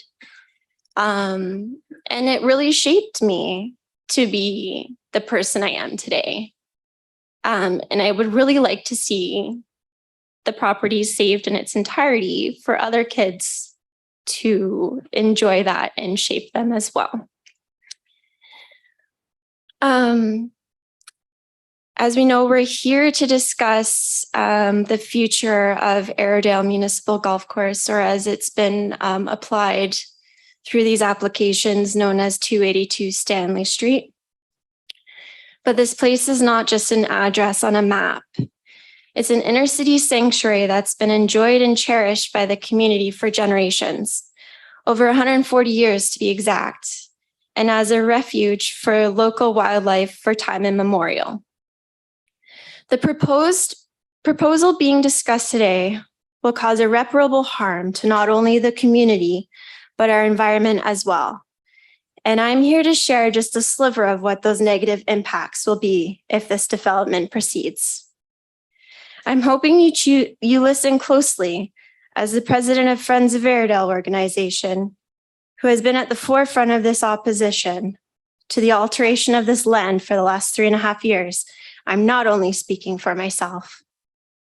I'm speaking and raising questions on behalf of all of those who have shared concern and displeasure with the disposal and development of this land. Many who are here today, and it's great to see the outcome. It's about 100 people, and the thousands that are not, and many are watching at home as well. And thank you for taking the time out of your day to watch. In October of 2020, an article was published in The Next Home, and Kim Koppel, the Vice President of Sales and Marketing for Elite MD Developments, was quoted that the proposed development at Arrowdale would house 32 acres with approximately 300 plus towns and singles. The current development proposal before us is for 750 units, including high-density 6- and 8-story apartment buildings. That is a 250% increase over the original publicized intention for this land. What happened, and why was no one consulted before this, in this change before submitting their application with the city? 750 units will equate to an additional 1,500 to 4,000 people in that area. Given the proximity to the proposed 17-acre park, this proposed development will be catered to multi-person and family households. I'm going to focus my speech on the environmental impacts and questions revolving the environmental assessments and plans of this area. With regards to the reports for the Kentucky coffee trees, which are a rare at-risk species on the property, they are breeding pairs of trees, and in the maps of which these trees were located and overlaying on the development, it shows that these trees will be paved over. So my question with that is this true, or what is the intention surrounding those trees that are known to be a species at risk? It was also noted that there are a number of other wildlife species that are threatened that were seen on the property. And my question surrounding that, I can't remember the exact species, but it seems as though it was one specific species that was a reason as to why they put the private-owned public space, the POPS, in the southeast corner of the property. And I just want to try and understand if that is because this certain species was found on the property, and if that is the intention to preserve that space for that species. And if that's the case, that I would not say is a logical way to go when you are trying to preserve an endangered species, but you put a 6-story building and an 8-story building right beside it with hundreds of units and hundreds of people coming in, going out, walking around that space, sitting in probably park benches and all this stuff. It's a significant disruption to wildlife. They don't want to be around the hustle and bustle of people. And I foresee like the loss of those animals on the property, specifically because if you look at the maps that have been shared, there's no green space. There really isn't. If you look at the comparison of what is there now to what is proposed, it's inexcusable, really. And it just goes to show that there's no regard for the concerns of the people here. The other aspect of it is I know that there's a bylaw surrounding a requirement of an allowance of green space for a certain development.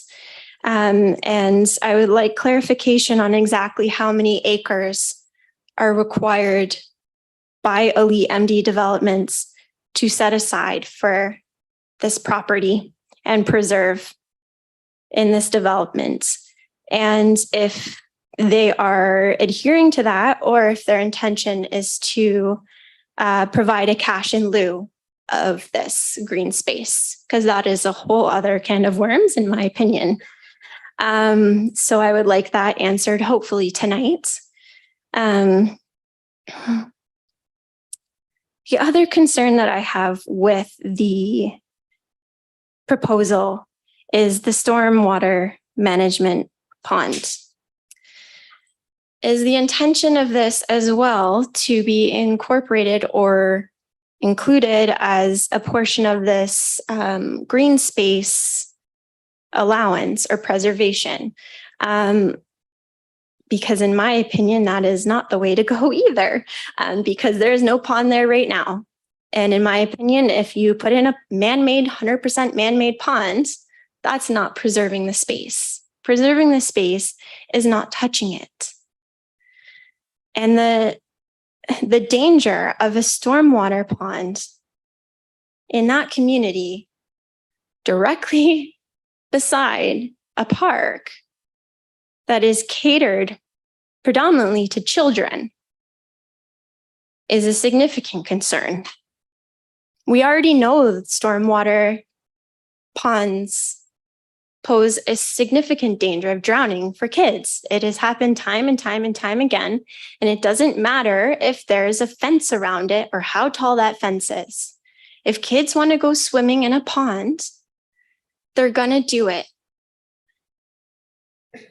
And in my opinion, that should not even be in the plan at all. It really shouldn't. The environmental impact of a stormwater pond, the dangers to the community, the children of that being there is not going to work out. It really is not.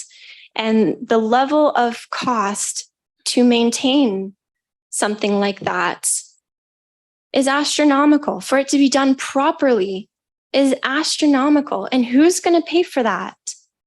Is there HOA fees with this development? Are the people that are going to live exactly on that property going to be paying for this? Or is it the citizens that live in the entire city, the West Brant, the Eagle Place, North End? Are we all going to be footing the bill for the maintenance of this stormwater pond? The concentration of chemicals from fertilizers and pesticides and the runoff from the rock salt on the streets and the sidewalks and the driveways are going to run directly into this pond.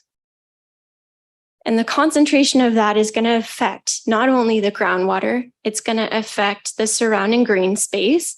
There's a dog park 5 meters, not even 5 meters from this intended stormwater pond. What is the effect to pets on the concentration of these chemicals in this pond? The wildlife, we're going to have, water birds flock there. What is that impact going to be?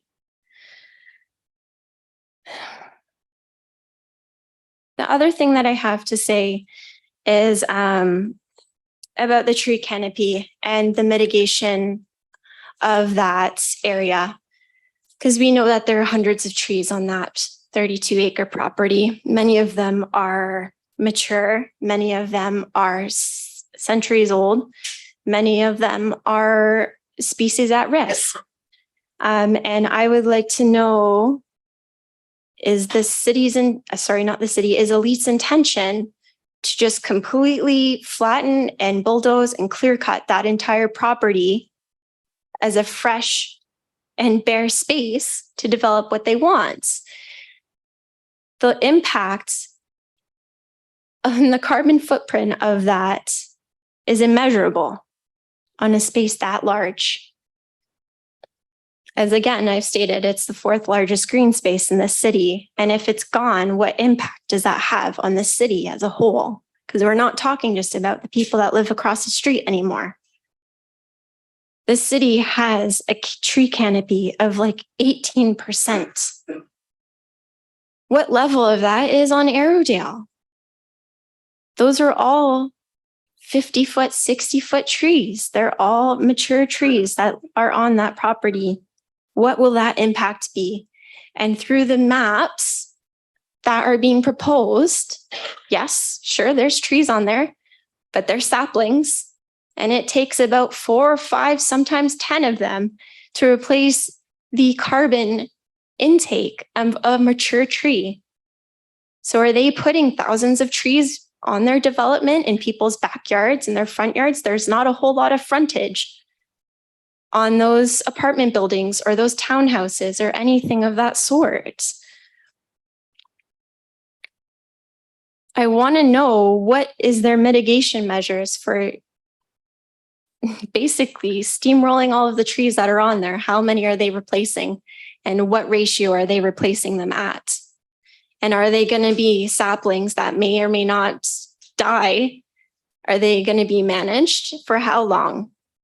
Is there success, like, what what is the success rate of those trees surviving long-term? The other side of it is the species that already live there, the wildlife that already lives there. There was an environmental assessment that was done, but there was very little mention of the animals that live there. We have a Facebook page that has been running for several years, and periodically people have posted the wildlife that they've seen on that property. And to mention just a few of them, some you may, see as normal city animals, others not. There have been coyotes, deer, families of red fox, groundhogs, squirrels, rabbits, bald eagles, turkey vultures, wild turkeys, red-tailed hawks, various other birds. And it was mentioned during the environmental assessment that there were vacant or old dens that were on the property. Well, I would like to really know who's doing these environmental assessments, because those dens would have been the red fox dens. And this environmental assessment was done in June. And the mating and rearing times of red fox are between December and April. They don't stay in those areas all year. They come back year after year. So those dens are not vacant. They might have been for 6 months, but they would be back in December, and they would be there until April. They're probably gone now again, but they come back time and time again, year after year. The only times that they abandon a den is if they feel threatened. And I can tell you, if this development proceeds, they will be threatened. And they won't have anywhere to go, because as I said in those slides, there's no other surrounding green space that compares to this.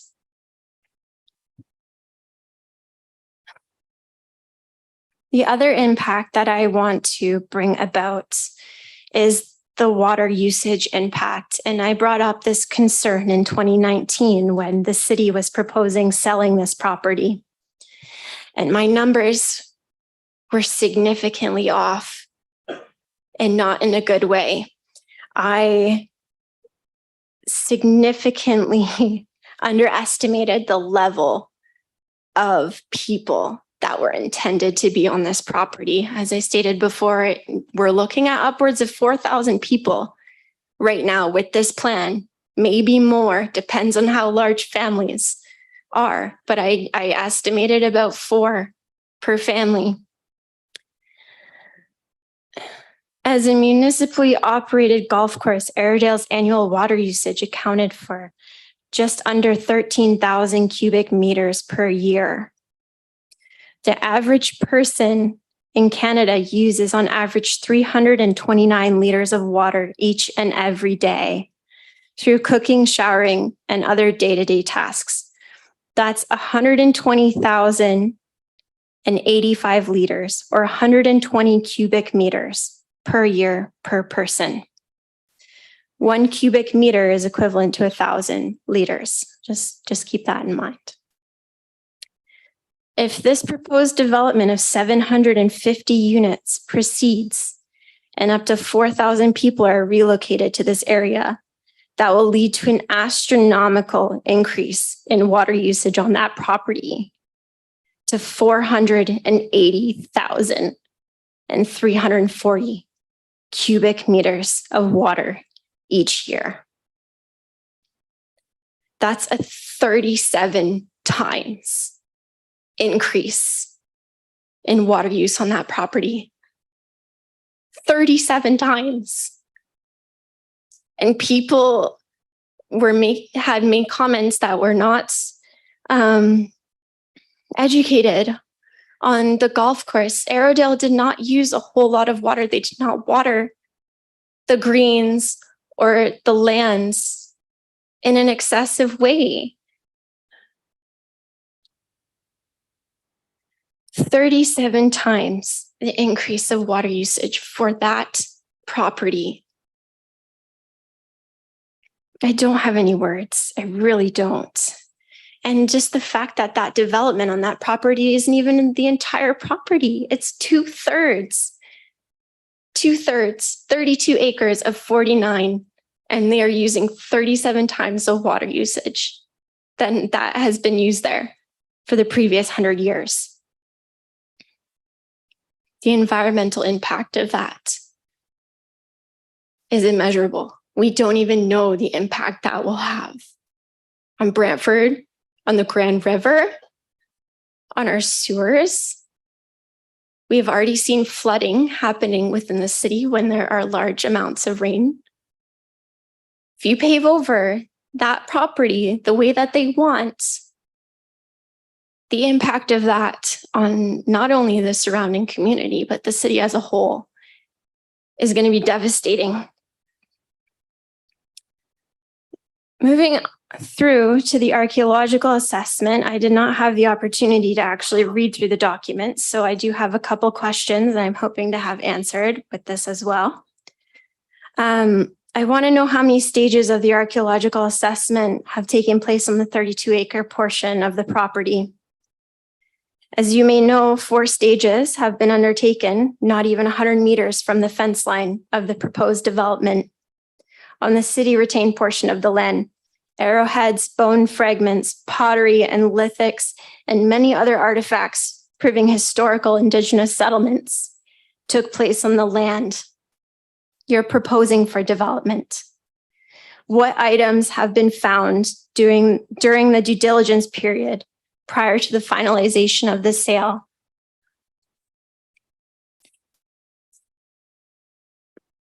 Because we know that if they were found on one portion of the property, they are going to be on others. The other question I have is, has a record of site condition been submitted to the ministry? Because I did not find one. Has it been pursued? Is it being pursued? Why is it not being done before this rezoning application is even submitted? Because if that record of site condition comes back where it is not safe that people live on that property, where it is not safe that the ground is even being dug up, why are we even pursuing this at all? Why is an application even submitted? Is this being done properly? I want to know those answers. Or is this cart being put before the horse in order to, strong arm the citizens into compliance? That's the feeling that I'm getting with this, and it's a very uneasy feeling. I also want to know if Elite MD Developments is relying on any study results undergone and published by the city of Brantford from the city retained 17-acre portion of the property. Are they using any results that were done by the city? And are they using that to influence their plans for the other portion of the property? The historical significance of this property to the community is very well known. It was not known as widely before this all happened in 2019. We have done a lot of research because the people care. And the history behind this property is incredible. The things that have been dug up about this property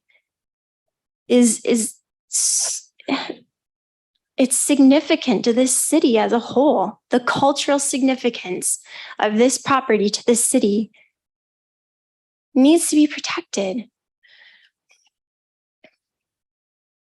The property was used as a golf course. Since 1881 was the first documentation of this property being used by the community. We don't know the impact to the community or the usage from the community before that. That's pretty well as far as the research that we've been able to dig up to this point. But 1881, that's 138 years ago. That's a lot of history for Brantford.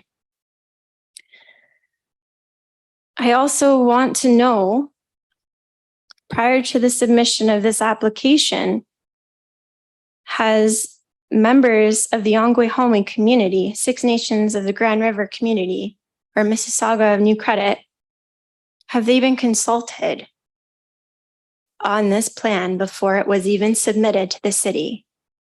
And what were their comments on it? And I would like to know specifically who, if anyone, was consulted. Was it the Six Nations Band Council? Was it the Haudenosaunee Confederacy? Or was it the actual people that live and the members of Six Nations? I want to know who was consulted, if at all, because I think I know the answer, but I want to hear it from Elite themselves. We all know that there's a multi-billion-dollar land claim for the Haldeman tract, and it is active right now, and Arrowdale is included in that. So to steamroll this there's a level of disrespect there for the original stewards of this land. So I really want to know if they are being a part of this discussion. I also want to know why Elite MD Developments has made no valid effort to communicate with this community regarding the future of this land. Countless emails and communications over the last 2 years have gone ignored and unanswered. The petition with 7,871 signatures from community members advocating for the preservation of Airedale was sent to your office, Elite MD Developments, and went ignored and unanswered. Do you really feel that this is the best way to navigate one of the most controversial decisions the city has seen in decades? I can assure you it's not. But based on the behavior that we have seen this evening on that property by Elite MD Developments, I think we know the answer.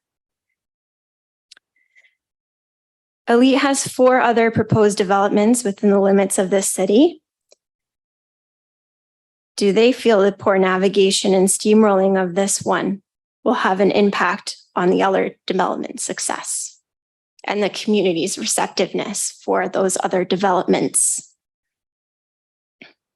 The people do not forget, and the reputation your client has with this city simply by putting in an offer to develop this land, despite its unprecedented volume of opposition, will taint them for years to come. And the behavior that has happened this evening, while citizens concerned about this property are sitting here and it being ripped up today, I have no words, and I really don't. I'm sorry, but it's something that is bothering me significantly.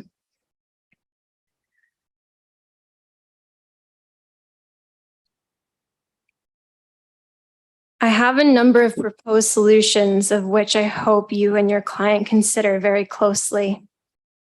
Some are beneficial to both parties. Others are seen as a sign of good faith and bridge building. Ultimately, it is your choice of how the future of Airedale proceeds and the impact you will leave on this community near and far. The solutions I have are as follows. Renegotiate a land trade with the corporation of the city of Brantford to exchange this property for other vacant gray or brown fields within another area of the city amounting to the same equivalent value of $14 million. There are many areas that already house infrastructure to withstand 750 proposed units and would be far more cost effective and provide a higher profit return than this property given its natural 32-acre historical landscape. Donate the land in its entirety to the Friends of Airedale nonprofit organization who have clearly shown their passion for preserving this land appropriately.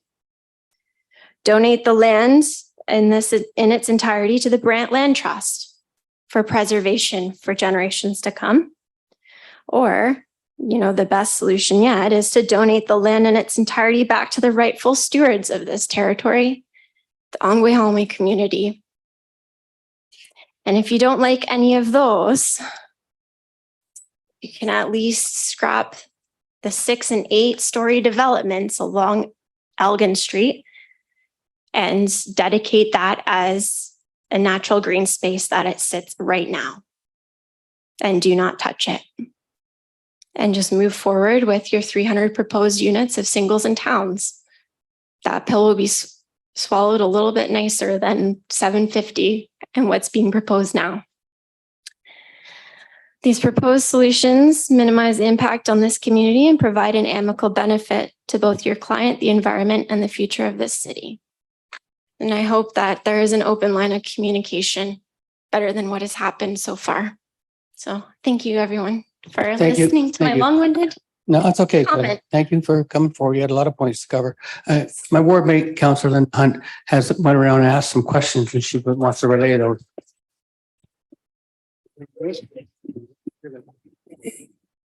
All right, so thank you to everyone that has come forward to speak. And I did go around the room, so recognizing that some people are not comfortable coming forward to speak in public. And so I did get some questions, and I'm going to ask them on behalf of those of you that gave me your questions to ask. I also have some questions that were provided to me in advance from constituents that had either emailed, phoned me, or texted me with their questions. And so we want to make sure that they get on the record as well, because they did take the time to reach out. I am going to, before I start, I'm just going to let you know that I get it. I grew up at 152 Campbell Street, around the corner from Tammy, who is nodding back there. My parents lived there until they both passed away in 2009 for almost 40 years. So everything that you are saying, I get it. I toboggan down Devil's Drop. And if you couldn't do Devil's Drop, then you could chicken out and do what we called Angel's Curve. So I understand. I went to school at FC Bodley, which is now called Jella. And one of the concerns that did come forward via email was, has Elite done any consultation with the school boards, given the number of children that are going to be residing in the development? So both the school boards, the Grand Erie School Board and the Brant Haldeman Norfolk Catholic District School Board. So that is one of the questions that I did get, because our current schools in that area, with the closing of FC Bodley, only leave King George, which is at capacity, further down Rawdon Street, and Woodman, which is significantly, well, it's a hike, but I walked from Campbell Street to Pauline Johnson. So that you know is certainly a concern, is going to be the number of children residing in this development. One of the questions that I did get from one of the people in attendance today was the fact that the exit onto Stanley Street is at the curve, and that their suggestion is that there's a vacant lot on Henry Street, and could that be a potential exit, so that the traffic is not coming out onto that curve of Stanley Street? I'm sorry? No, okay. So the other question that the gentleman has given me is, and we've heard significant concern around the stormwater pond in terms of where it's going to be located, and then the mosquitoes, black flies, ticks, and fleas, and the fact that the current plan has it located next to the dog park. So it makes sense that those two things are probably not good to be located next to each other.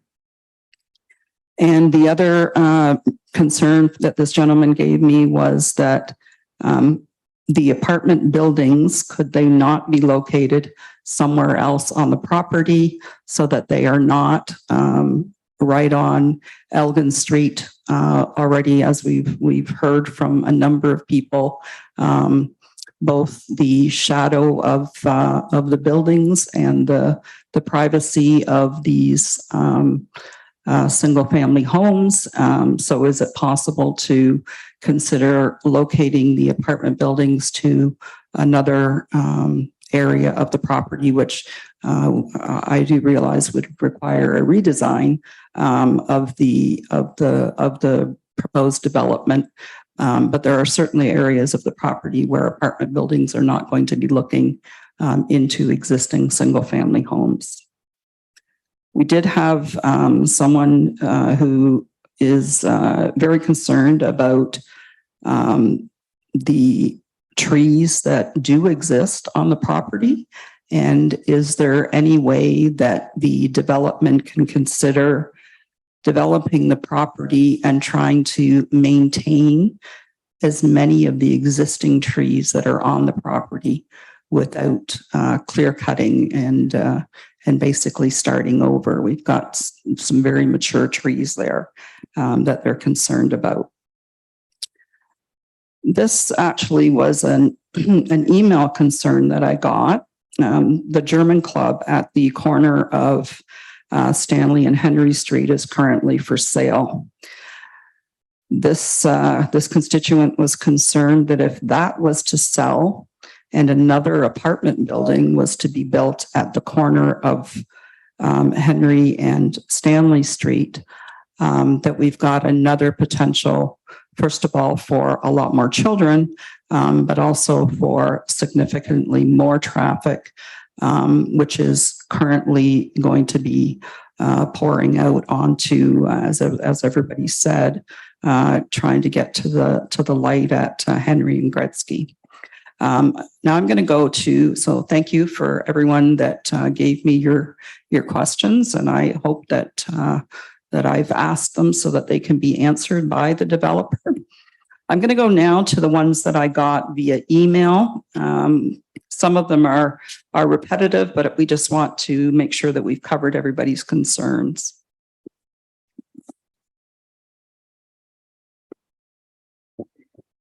So the first one, again, traffic concerns. The question was, will there be signalized intersections on Stanley and Elgin?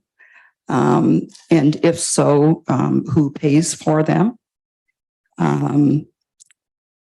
So that's a question for the developer is, and we've heard that the traffic study is available, but it's certainly not something I've had a chance to read preparing for this meeting.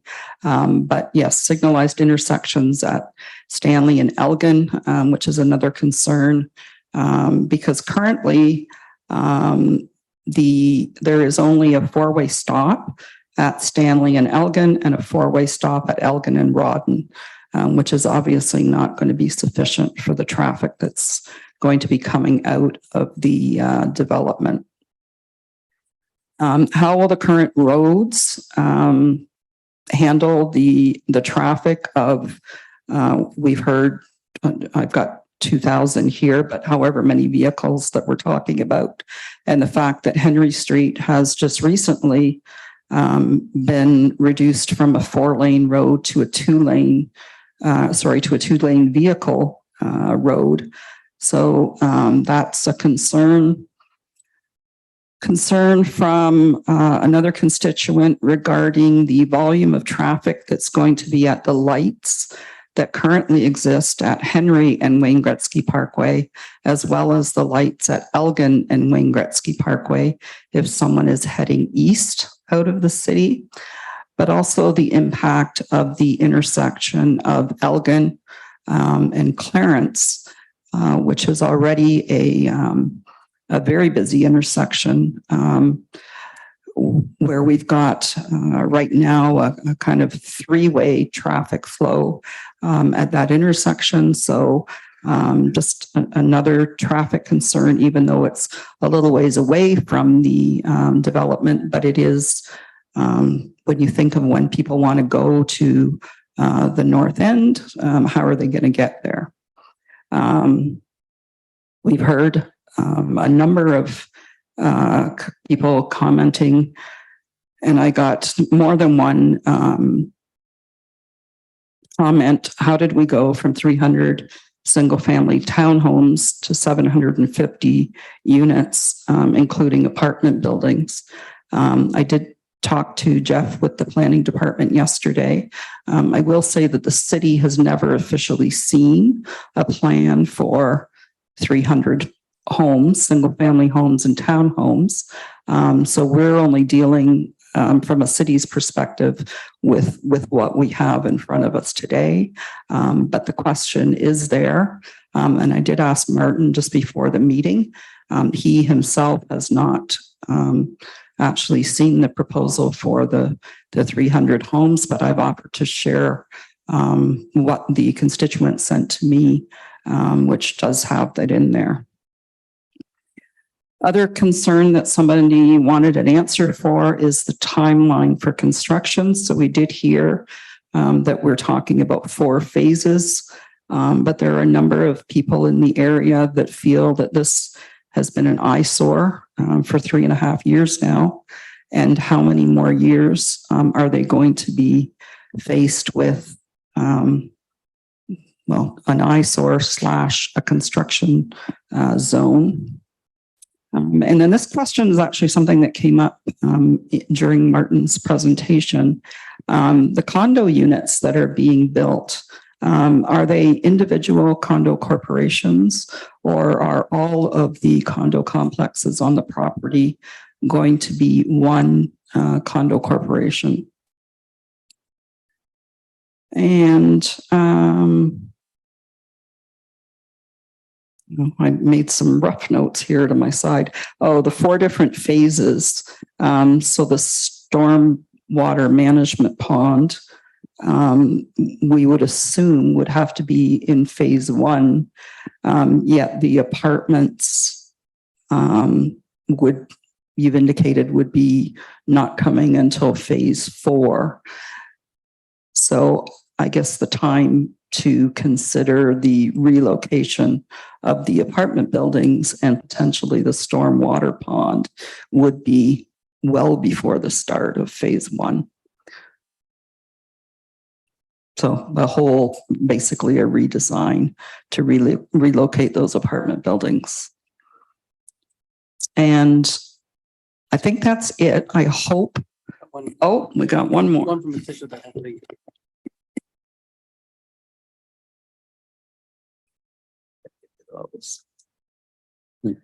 And this was from one of the constituents that was actually here. So do you expect the city to keep their promise of an elite 4 million park when they can't even use the plans from their reimagining Airedale design? They've already thrown in 2 dog parks. I'm not sure, L&S, what's that mean?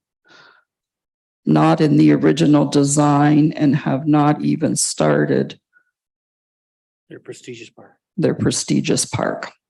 Okay, so those, again, that was a question from someone that was here and had to leave. So I hope that anybody that had any other questions has had, and Councillor Carpenter has some, but it's my hope that, Mark, you've got another question? Yeah, we're going to go around once. Okay, so those are, I mean, we've certainly given you a lot of questions that people want answers to. Councillor Carpenter and I have committed to making sure that we get answers to the questions that have been asked. And again, I just want to reiterate that thank you very much for coming out tonight and having your voices heard. That's you know, that's the way democracy works. We're here as your counselors to represent you, and we need your feedback and your input in order to be able to do that. Thank you. I have a terrific ward mate, don't I? Someone that hasn't spoken first time, come on forward, please.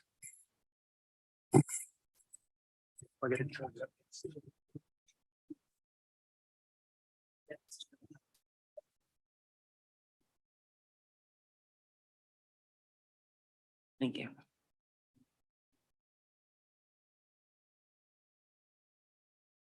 Okay, I'm sorry to come at such a late period in the meeting. I did have to skip out for a meeting for work. Very important strike vote. However, so I'm glad that we're still here all together. And I really didn't prepare anything in light of the fact that this is a ward meeting. I do not live in the ward. However, I was born and raised in Brantford, and I firmly believe that we really need to look after the individuals that grew this city. And we still have a lot of growth to do. Brantford must grow. There is no question. My concern is that I'd like to see the growth done in a manner that is respectful and long-term vision. When developments like this are proposed and crammed in, 750 plus residents, in the end, the community will end up looking like a bunch of ants living on each other. And I believe the 350 number or 300 number really wasn't in any plan. It was just sort of a number bantered around when this sale originally was announced. So I think that's where people are getting these numbers. So yes, we absolutely need to grow the city, but I'd like to see it grown in a manner that is long-term and well thought out. When I look at Ward 1, for example, so many homes, the roads are like highways, and they didn't leave much green space or park area. So I don't, are you okay? Sorry. So I don't know about you, but when we were young, we all had a community park. We all played together. We still have those friends in a lot of cases in our world now. Yes, we may have more of a bedroom community moving forward. However, when there's so many people, I really think that that takes away from this community feel. My other concern, yes, demographics, we are an aging population. And no, we're not always going to be the oldies here, but whoever moves into these properties will also be aging. So when I look at every single home proposed to be built being more than one level, at some point, people are not going to want stairs. That's just reality. So a better mix of the type of homes that potentially could be built, again, is a longer term view and way of doing things. When we look at the fact that currently, I don't golf either. I'm interested in this city and I love this city and I want to see it progress well. Yet green space is still green. It's not pavement. It's not cement. We all know that the more pavement that is around increases heat and temperatures. We're looking at a climate crisis. The city even acknowledged it. Yet we're prepared to rip apart and continue to get rid of all green or a lot, too much green. The trees that are currently on that property are, as somebody may have already mentioned this, Kentucky coffee trees. They are a very rare breed and should be kept if at all possible.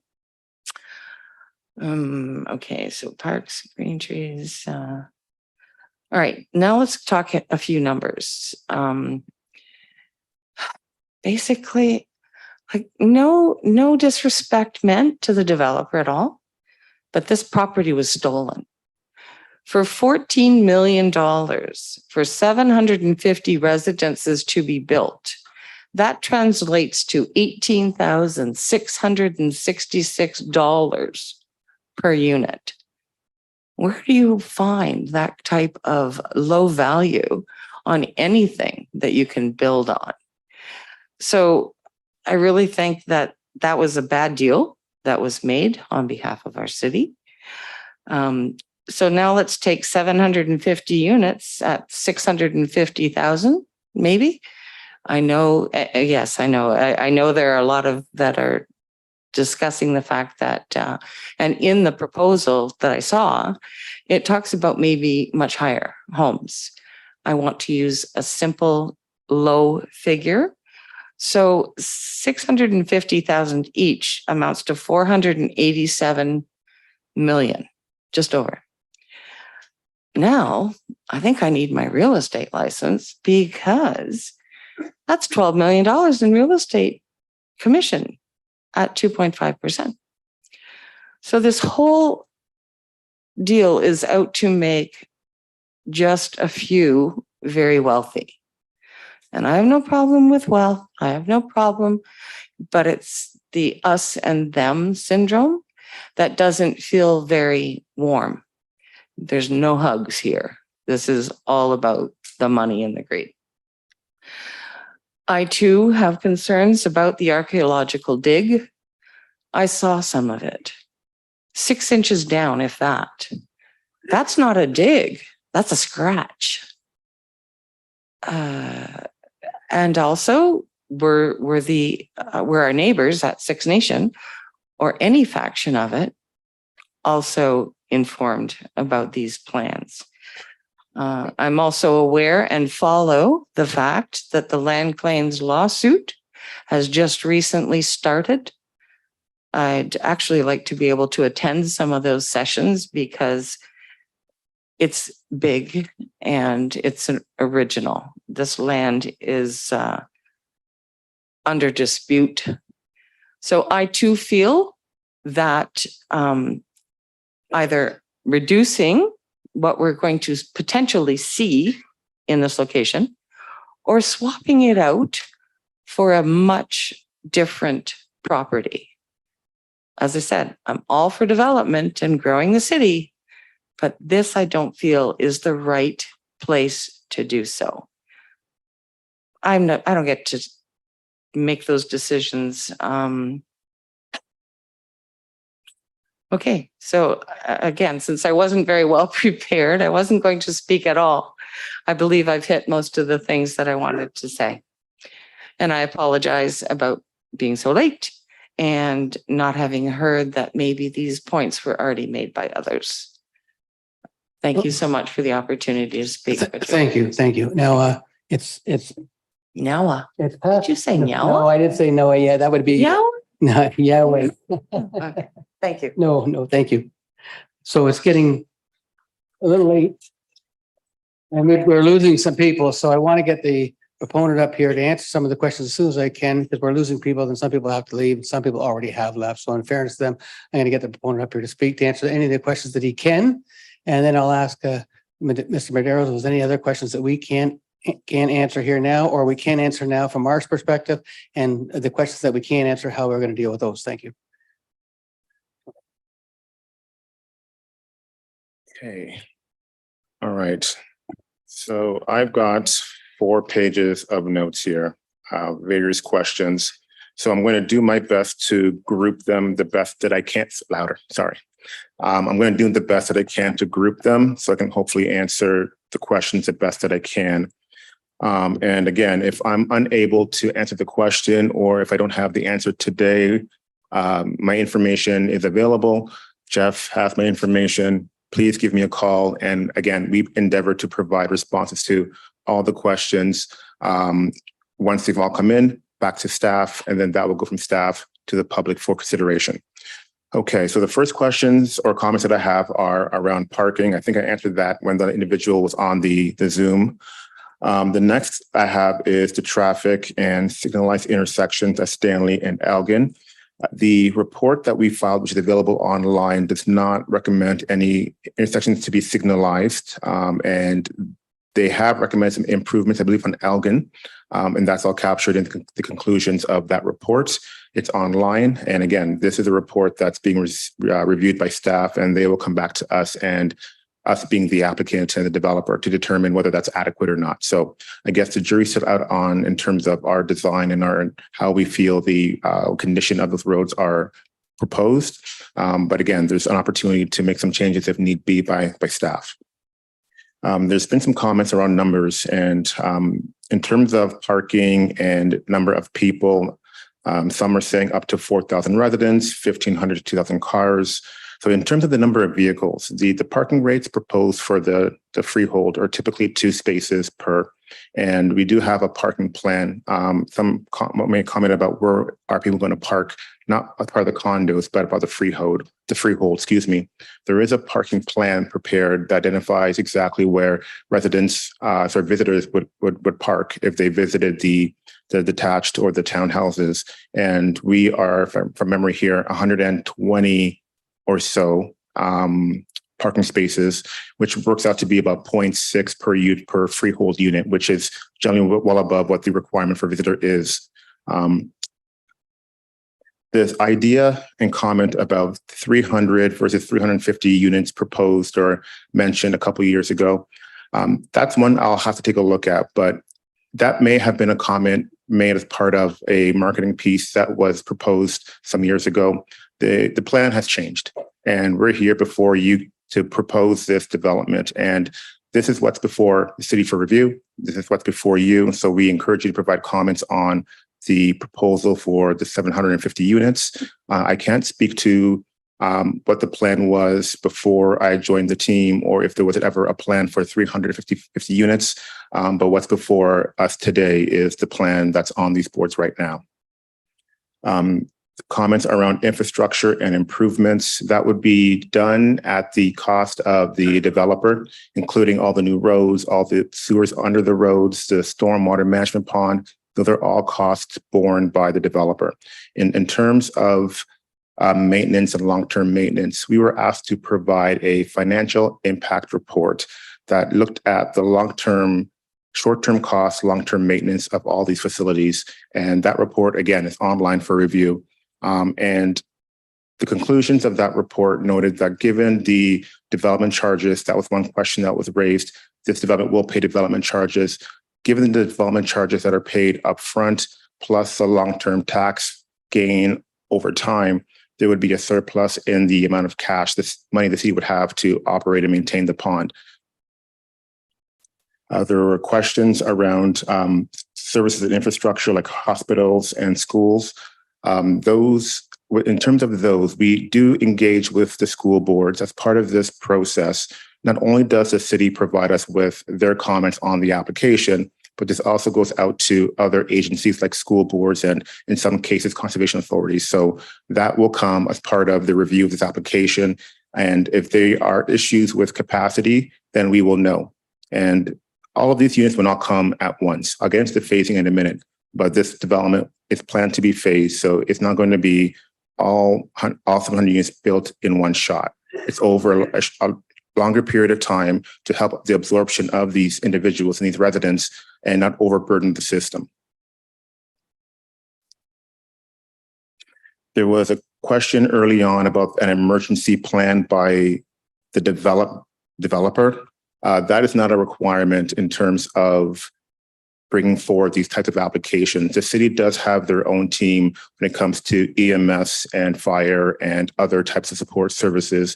They do review these applications, and if there are concerns, they are raised, but that is not a plan that is required at this type for these types of applications and projects. There were questions around the zoning changes. As part of the application, my team developed a draft bylaw amendment, which outlined the proposed changes to the different zones. That's available online. The majority of them were due to setbacks to the development lots to ensure that the buildings all fit on the proposed lotting. So I'm not going to go through them all right now, but I think the individual still here. The bylaw is available online. I've got a copy here. If you want my copy, you can have it, but it's the same version that's online. There was a question around dust and noise. As part of the latter process of construction, not quite part of the earlier official plan zoning draft plan process, but closer to building permits and site plan approval, there will be a requirement for a construction management plan that details out how mitigation of noise, construction noise that is, and dust will be dealt with as the development goes on. So I hear the comment. It's one that I get all the time, but that is an element that is dealt with at the detailed design stage, and it will form part of the city's review, and they would have to approve that plan in order for this development to move forward. Questions around affordable housing. Well, this is one that I hadn't heard before in terms of the percentage of the taxes gained by this development and where it would go. That is not an element that the applicant, the developer, deals with. If the city has made arrangements of how they would use the taxes, I am not privy to that. That would be outside the scope of the developers. So I'm not sure how the city will be dealing with that long term. But in terms of affordable housing on this property, the tenure of the mid-rise buildings has not been determined yet. All we were showing, when I mean tenure, I mean whether it's condo, rental, affordable. So what we're doing today is trying to seek approvals for the built form only, meaning whether it's 6 stories or 8 stories, how it's configured, the setbacks. The tenure of the building comes later. There's an individual who mentioned that this is a half of a plan. This is the full plan. There are a process in place and a planning process in place that starts with the OP, the zoning, and then the draft plan, and then the site plan. So we're not skipping steps here. That is an element of planning and approvals in Ontario that come after. So detailed design on landscaping, detailed landscaping, materials of the buildings, where they sit on the plan and the lot, that will come. It's just not part of this current application, but it will be. Questions around the mid-rise and sun privacy. We did do a sun shadow study to ensure that we complied with the city's sun shadow guidelines. That is also available online. And the privacy element is one that I deal with actually quite often when you develop mid-rise buildings next to existing low-rise. There are mid-rise guidelines established within the city and other jurisdictions that help to mitigate how a building can be located and be compatible with low-rise residential. The city has urban design guidelines for these types of buildings, and we've tried to implement that with the design of the mid-rise buildings. I mentioned the terracing, the location of it, where we even put the proposed driveways, which can be determined later. So there is an element that has been incorporated to mitigate those impacts through this design, but they would be reinforced and refined again at that secondary stage at site plan. I mentioned the development charges. They will also be required to pay parkland dedication. There's a question around the bylaw that dictates parkland. It's actually the parkland requirements per the Planning Act. So as part of this development, in addition to the development charges, they will, and the other benefit charges they will have to pay, they have to pay their parkland obligation. Then there are 2 ways to do that. Either you maintain land on site, or you can pay cash in lieu, or it's a combination of both. In this instance, we are proposing cash in lieu. And if the city prefers us to provide land, that would have to come through this process. So if they come back and say, we want to take our fair share of land, we will have to have that conversation. And the stormwater management plan that is proposed in the corner cannot be used as part of any kind of obligation for parkland. It's considered, it can't be used for the enjoyment of others.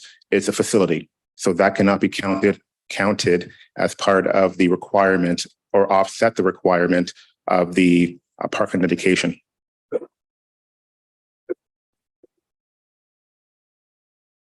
There have been some comments about the relocation of the mid-rise buildings along Elgin. That's one that I will take back to my team. This plan is not set in stone. We are here to gather feedback. And I understand people are upset. I may not be a big fan of this development, but as a professional planner, it's my job to take that feedback to my clients and see what we can do with the plan. So if there's an opportunity to move some of the blocks around to mitigate concerns, then that is something that we will do. So I hear you on that, and that might be an opportunity to help solve a problem that I've heard tonight. There were questions about jobs, which I'm not able to answer. I don't have an answer for how the city would deal with jobs or how many of these units could sit vacant. Those are things that are outside the control of the developer, outside the control of me as a consultant. So unfortunately, I cannot answer that question. I will work with staff to see if there is a way to answer it as part of a resubmission. But in terms of how we deal with the number of jobs that are either available or unavailable, I cannot answer that question. The question around the Freeborn extension, this development does not seek to extend it through, connect to Stanley. This, in fact, an easement, I believe, for servicing that is within a portion of that unopened right-of-way, which would prohibit redevelopment. So as it stands today with the plan, you can see it on the drawings, it's untouched between the development as well as the houses to our north. So I think it's about 13 meters in terms of that unopened right-of-way. And as it stands today, we have no intention of moving pipes around to push the houses further north. There were questions on the environment. I have solar panels, EV stations. Those are things that I will take back. The current process we're in is a bit high level to get into that granular level of detail. I've mentioned before the site plan stage. That's the point where the developer can choose to introduce sustainable elements like green roofs or solar panels or EV stations. I know they've done them in the past on some of their other buildings, but that will be one that they will explore at that time. Unfortunately, this current process is not where you can establish and put into place those types of elements. Trees have been a somewhat big concern in terms of the number of trees. There are several hundred on the property. Our arborist report, which I reviewed the other day, did note there are quite a few on there. I will note that any city-owned trees or shared trees, off-site trees will not be damaged. The evaluation on-site looked to trees that were as far as 6 meters off-site to determine their condition and any preservation measures that would be required to preserve those trees. So what I can say right now is the plan is to remove some of the trees on site. I'll have to get you the exact numbers, but again, it's in the report. I will commit to bringing that out and putting it in front of everyone to see, but in terms of the number of trees to be removed, the topography of the land, yes, it slopes hard one way, and that's partially why the storm pond is where it is. It's all gravity fed from the north to the south. So the reason why it's in that corner, it's the lowest point on the property.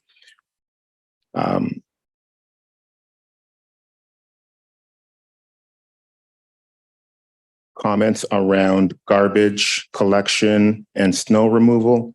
These roads have been designed and will be built to city standard, which does allow for waste collection, any municipal service that's required to go on these roads. Ultimately, should this development be built as is, those roads will be dedicated to the city and will not be owned by any developer. It's going to be a city-owned asset. So in order for them to take ownership of this asset, they need to make sure it's designed and built correctly.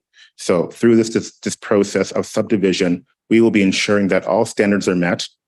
They will build these roads, and if they build these roads, they will be monitored for a certain period of time before they are assumed by the city. They want to make sure that all the infrastructure is functioning. All the roads were built to code, to standard, before they will take ownership of that road. There are inspections that have to be done at that time. The developer has to pose significant securities to ensure that what they are intent to build was built. Questions around the batteries of the equipment on site. I don't know, never been asked that before. I can check on that. I'm sure we have answers on the type of power for that equipment. I apologize that the PowerPoint didn't have clear enough numbers and data. I can make the presentation available should you want it, but all that information that's on these boards is also online. I took all of this material from what we filed with the city a couple months ago. Not to throw anything new in, I wanted to bring today things that have already been filed.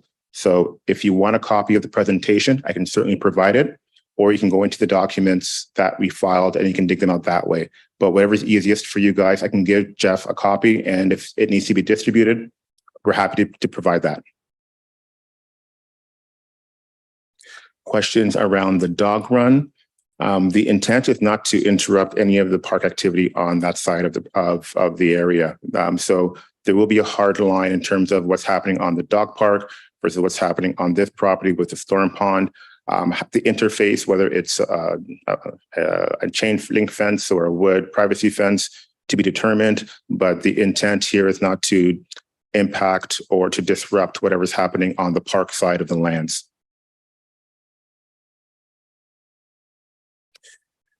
The questions about potential for higher height on the mid-rises. And I understand the concern from that individual. I think there may be more than one made the comment. We can structure the bylaw in a way that can cap the height of the development. So if we are saying 6 stories on this one, then we can certainly, with staff's direction, put this block can only be built to 6 stories at a certain meterage in height. So we can, if it's the direction of the city, to cap the height based on what we are proposing today, then that's certainly an option that we can explore. So I don't think my client would be opposed if that was a direction. This is what they want to build, 6 and 8 stories. So if the mechanism for that is a height cap in the bylaw, then I think that can be explored. There was a request for more open space. Actually, I might sit back here. There was a question around the POPs, that open space on the 6 and 8 story mid-rise block, and whether it was supposed to accommodate some form of species or natural heritage concern, and it's not. It was a gesture for open space given the heights and densities of that block. It's understood that people want to be outdoors, and a rooftop patio or a balcony may not be the ideal way to get their fresh air. So that open space was a mechanism where they could get that. And when I say POPs, it's also accessible by the public. So it would be owned by the condominium corporation, managed by them at their cost, with the ability for the public to use that space should they want to.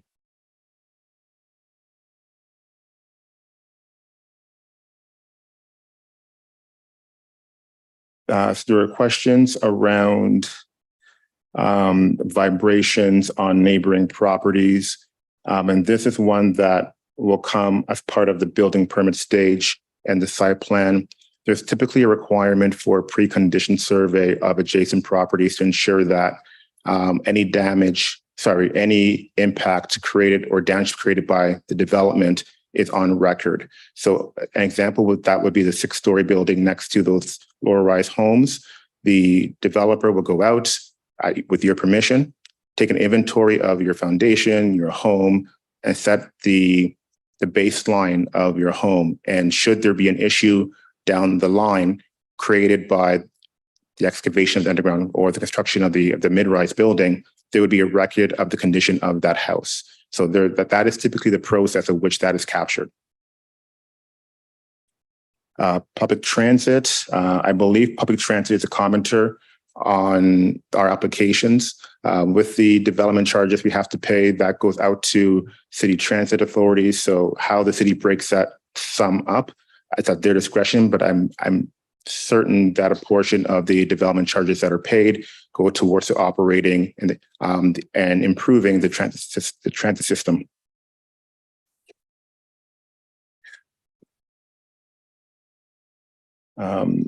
These Kentucky coffee trees have been mentioned a couple of times this evening. It's unfortunate that my arborist is not available online, but I'll look into this. If I recall from our reporting, there were no concerns in terms of the tree species or animal species on the site. I'll go back, I'll answer the question. If this is a significant tree that needs to be preserved, there are provincial mandates to do so. And that's something we can't circumvent. So if there are indeed these types of trees in this location that require preservation, then we'll have to look at that seriously with planning staff and make sure they're addressed.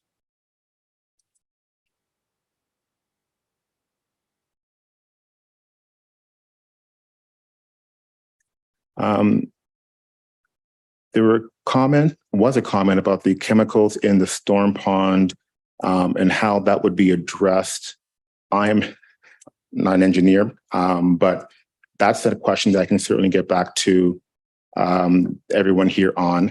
That is one, it's a detailed technical question that I don't have the complete knowledge of, but I think there would be an easy answer in terms of that response. So I hear that and I'll bring that back.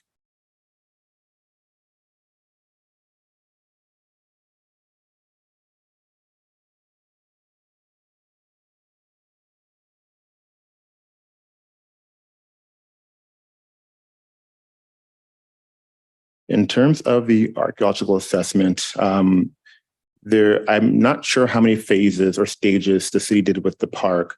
We completed a stage 1 and 2 archaeo assessment, which is on the website.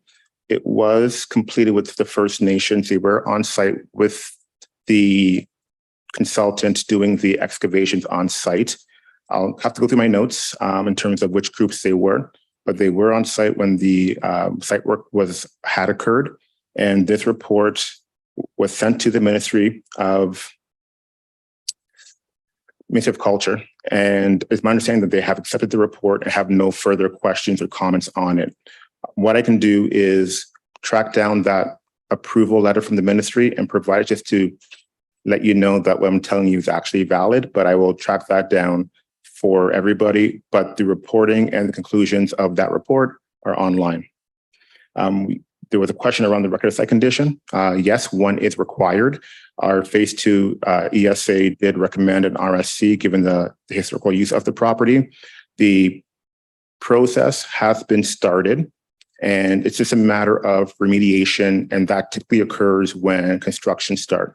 So as you are doing some of that excavation or moving soils around, that is the best opportunity to remediate any of the contaminants that might be on site. So when construction occurs, they will do remediation, do the proper testing, send that back to the ministry, and then they will either say yes or no. Should they say yes, that is when the build out of the development can occur.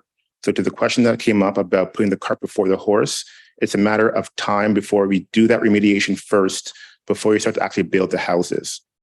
So this is a step that we can't ignore. We appreciate that the lands have to be safe for this type of use, and that is the intent. Question around whether the developer used the results of the city's reporting from the park on this application, and the answer is no. The applicant did independent reviews of all of their material. So every report that was prepared and filed to the city, and that's online, is specific to this development, does not rely on anybody else's reports. They're all independent opinions and designs and rationale. This was a question about why did the applicant developer not communicate with the public. This is one that's slightly hard to answer. The primary reason was we understood that the community had reservations about this project, and it would be inappropriate of us to approach you without having the proper information. Some of the questions tonight were quite tough. They were reasonable. And I would prefer to answer them with the backup of that information than to say, I don't know. So the planning process does allow for ample public consultation. This meeting tonight is not required by the Planning Act. It was put together by Councillor Carpenter and Hunt to start this conversation. And we brought with us all the reports and plans that were able to answer some of these questions that have been answered. If we had a conversation about the RSC or the RKO report or something else, all I would have been able to say is, I hear you, thank you for your comment. But at least I'm able to give you some answers today about some of the questions that you do have. So there will be more opportunity to ask more questions. I am the kind of planner that welcomes and doesn't shy away from the tough questions. So if you have one, I will give you my card. I will give you my email. Jeff knows me. Give me a call and I will help you get the answer that you need. So there is more meetings to come. There's a recommendation. There's a formal statutory public meeting that's also required of this process. And there are other opportunities to participate. So this process isn't done by any means. There's still opportunities for you to speak to, if it's not the city or your councillors, or myself. We're here to listen.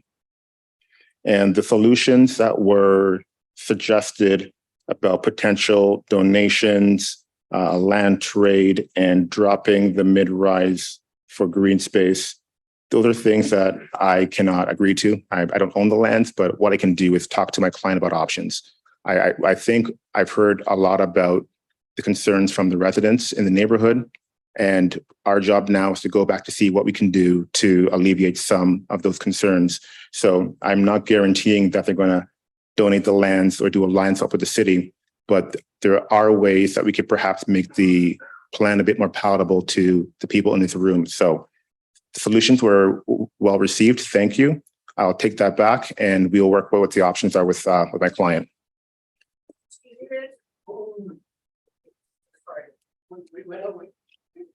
I don't mind. Okay. There were questions on the school board and consultation and their capacity. That will come through the application process. They will tell us if they're at capacity, whether they cannot hold any further pupils. But again, this is a phased plan. It's not all coming at once. So the first phase could be accommodated. I'm not quite sure yet until we get the comments, but let's assume phase one could be. We'll work with phase one, and then we'll have to bring on stream phase two and see what the capacity of the school system is. And we'll deal with the comments from the school board, both school boards at that time.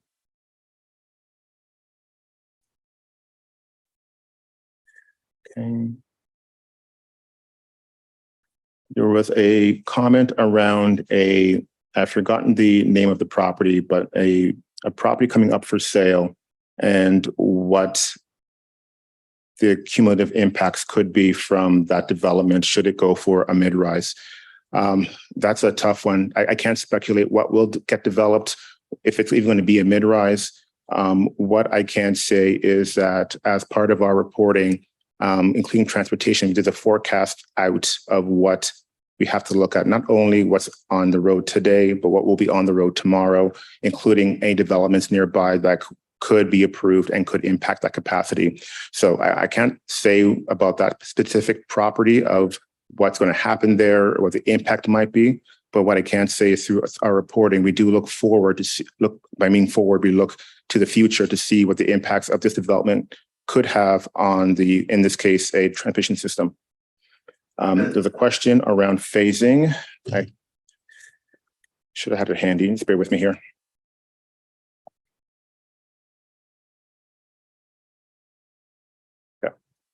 The first phase, if you recall, the plan was the stormwater management pond and the roads, which would be the infrastructure piece that would need to be put in first. The timeline for that is about a year, just to get everything in the ground and operational. The phase two, which were the singles and the freehold townhouses, the timeline for that's about 2 to 3 years for construction and occupancy. Phase three, which was the condominium townhouse in the center of the property, that is another 2 to 3 years. Phase four, which is the mid-rises, given the heights of them and the structure, that is 3 to 4 years. So again, this is not all coming at once, but there is a plan to do this efficiently and make sure that we do our best to mitigate the impacts as things move forward.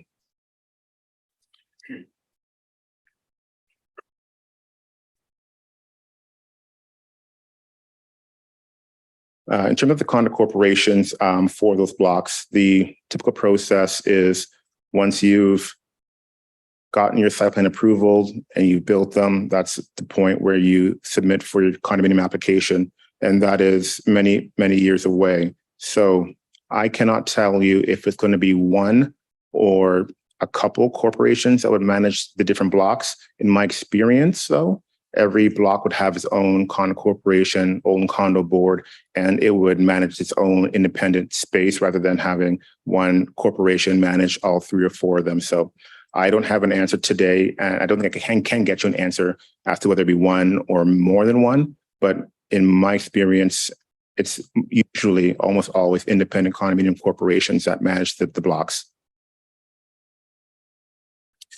More of a statement than a question about relocating the apartments and the impact, or the storm pond and the impacts to phasing. That will have to be looked at. If my client decides to move the apartment block or move the stormwater pond, that would certainly impact the phasing, and we would have to do that colored up drawing to make sure it all worked. So if the answer is yes, once we get through the next 3 steps. If we have to modify the phasing plan, then we will.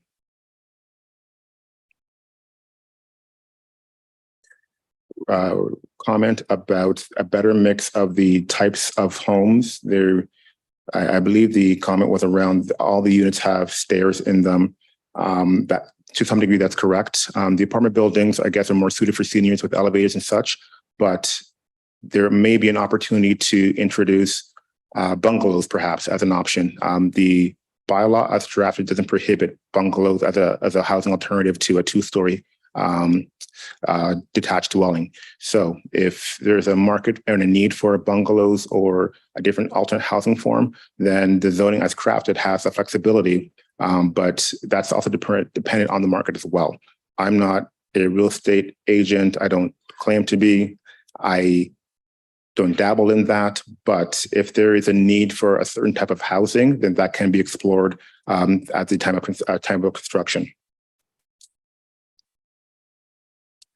I think that's the majority of the comments, and I want to leave this one for last because I think it's quite critical. A few times a statement was made of what is the benefit for everybody else. I believe gentleman over here, he asked me for 3 examples of benefit, and this is a hard question to answer because what I feel as a land use planner and community benefit may not be your perception or any of your perceptions of what a benefit to your community might be. But I'll give you my answer from my perspective. I will be honest in my opinions. I have to be. I want to be. So this is how I see it. There is a piece of property, despite the opposition to be used for housing, was sold for the purpose of housing. So whether it's 750, whether it's 350, whatever that number might be, the intent here is to build housing. So I feel that with my team, we've crafted up a plan that makes sense for the property. And whether it's elite or different developer or whomever, I feel that the plan proposed makes planning sense, has planning merit. So, and that goes to a lot of different things, including meeting provincial policy objectives. There is a housing crisis in Ontario. These houses will help close that gap. And you know what? It's okay. I appreciate that not everyone sees things the way that I do. And that's why we're here. I don't mind the shaking of heads or the opposition of my comments. That is why we're here, for me to hear a bit more from you. But in terms of the question that was asked of me, that is true. This is. I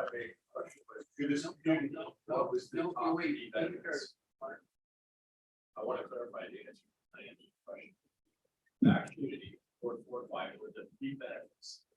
This will add varying housing types to allow people to get into the market. Not every every unit is going to be a detached house, which likely will go for the highest dollar. There are apartment units, whether they're rental, whether they're condominium, they're stacked townhouse product that will all go for different costs. Your question about the market price is too soon for that. If I give you a number today and we're not building for 2 more years, that number will change. It will change. So, and I don't set the pricing of housing. That's a different department, not within the planner's realm. That is something that the marketing department and people who do this every day establish. So I don't have the numbers. If you would like to see, if it was today in this market, what would all these units go for? I'm sure we can get that for you. If that's what the question is and you want to see those numbers, we can provide that. I don't think we're trying to hide it, but those numbers can't be certified because we're not building them today. Respectfully, I think I've answered the question. Okay, that's fine. That is fine. This is one that isn't a primary planning principle. It's more so on the economic side of things, but the tax dollars generated will help, or rather go to improvements in other systems of the neighborhood, whether it's the infrastructure, whether it's the streetscape. Those are things that are all part of this. And even the cash in lieu and the parkland, that all goes to the city for use within the community and the city. So those are things from a planning perspective that could be provided as part of this development. So I think I've done my best to answer. Oh, no, sorry, I think I missed one. Sorry. A question around the mosquitoes and the location of the dog park. That's a tough one. I'm not sure. Let me get back to you guys on that one. I don't know how that, it's not quite a planning concern per se, but it is concern. So let me work on that one and get back to you. Okay. Jeff, is there any questions that you can answer that were not able to be answered by the proponent because they're actually city questions? Thank you, Councillor Carpenter. So as I said earlier on, it's past 9 o'clock now, and I know a few people have left. We will try to do our best to answer any questions that may not have been answered this evening. And, you know, the agent has heard folks loud and clear. As I said before, there's a number of staff here as well. We are listening. I just want to make that loud and clear. There was some commentary about having information available. Just to clarify, these are Planning Act applications, full transparency. Everything is part of the public record. There's been a number of you that have asked for information. We will send you what has been submitted to the city in terms of reports and studies. So what we're looking at doing is creating a webpage on the city's website where we will make everything available. So for those of you that provide your email addresses or have sent me emails the last couple of weeks, we will provide that information to you, just full transparency, so that everything that has been discussed this evening in terms of commentary, as well as any studies and plans, we will make that available. And as I said earlier on, we are taking minutes as well, so those will be provided as well. Thank you. I know we're past the time, but I know there was a couple extra questions. I think you you asked for a question. My question was, does this benefit? It never really got answered. As far as rebuilding housing, Brantford doesn't need $650,000+ houses. We need affordable housing. We don't need to draw in people from Oakville and Toronto. We need to take care of our residents here. Yeah. And can I ask a favor of everybody when you use the word affordable housing? Because it bothers me personally. Affordable housing means 1-bedroom house is $1,050 a month. So what we really need to is geared income housing, those that can actually afford it. Could we just change that phrase, please? Yeah, I know what you're saying. I get it. All I see and all I hear from tonight is the only people benefiting is elite. Yeah. Yeah, thank you. And Mark, I think you had another question. I had an interest. So first off, I heard the word democracy today. How refreshing. Thank you, Councillor Hunt. And I want to commend the four councilors from Ward 4 and 5 for putting this meeting together today. Because if we had the same councilors that voted in 216, now 219 council, 4 more councilors that were still practicing the democratic process, we wouldn't be here. Yeah.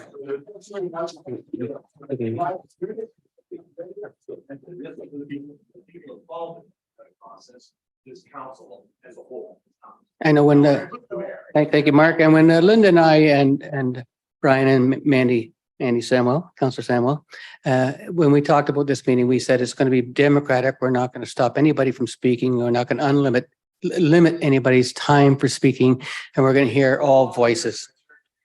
Yeah, it's been a long time, Brian. I have one more question, Martin, may not be answered. So what percentage, it was, the point was made earlier, relative to Brantford being smaller town. You have trades, strong trades, companies that have been in business for years. Typically, when we get a development like Sheltered Lane, as an example, Empire Homes, Golden, all the trades on the outside of Brantford. What percentage of trades so they will tender Brantford companies or Brantford trades if this development was going? Yeah, would you bring that back to your developer and say, can we use local trades as much as possible? I will take that back. And maybe buy the drywall and materials locally if you can too.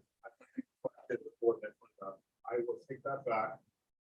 That question is a bit in the future, if you get me, but I think. Yeah. They can answer that now. I think they can, not bring that back. Okay. And this doesn't end here tonight. So if you have other questions that you think about when you go home tonight, or friends or your neighbors have some questions that they think about, you can email them back in. They will still form part of the record. All of this tonight is recorded. Everything's written down. And this all forms part of the public record, the public discussion. So nothing gets missed. So if you think of something when you go home, or your neighbors think of something, or they say, I wish I attended the meeting, send that information in to Jeff or myself or Linda or Brian or Mandy, and we'll make sure it gets in the public record. Can you speak to us why the equipment's on 282 Stanley Street right now? Did you know that was going to be? Okay, hang on. And the question, there's equipment, we're being told there's equipment on the site. Do you know anything about that? Good question. If you want my answer, I don't know. He doesn't, In terms of the management of the property, I don't work for Elite. I'm an employee for them. So I am a consultant for the film applications. It just shows how. unethical I. Okay, we're not going to have, we don't want to, this is why we organize the meeting this way. We don't want to get it back and forth. Jeff, as far as developing the site, grading it and so forth, is that supposed to wait until such time as there's been approval for what's going on the site? Has anybody, can maybe Joe, someone's coming, oh, Mr. Peever's here. Thank you, Mr. Peever. This is a question he for sure knows. And maybe you could tell him the benefit of a stormwater management on it if you got sure. Thank you, everyone. My name is Gary Peever. I'm the manager of development engineering here at the city of Brantford. A lot of my team are reviewing a lot of these reports in front of you today. We're not done our review. So I love hearing some of your concerns so I can take that back to my team. I have my traffic member reviewer here as well. He's hearing your concerns. Okay, so I want to thank you for coming out. In regards to the grading on site, no, a site alteration permit has not been issued for this site. I was unaware of bulldozers arriving at the site until you all came here.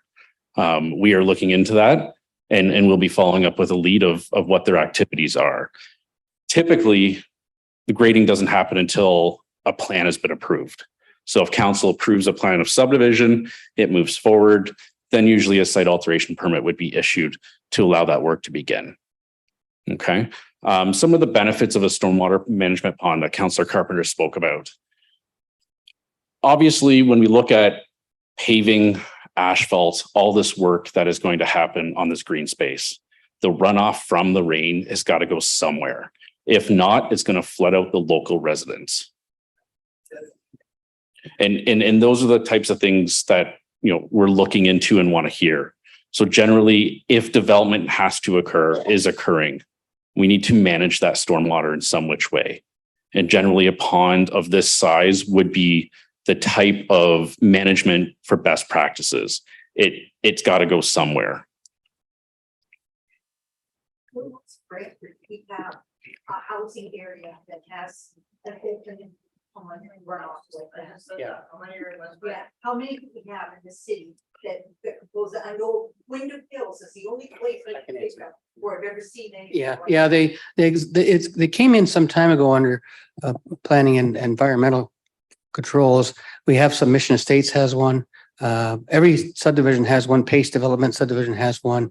The logic for stormwater management ponds, just so I can put it out there, is that normally before the rainwater would fall, go into the storm sewer, and then go to the river. And currently, with a stormwater management pond, the philosophy is that rainwater needs to go where it was supposed to go.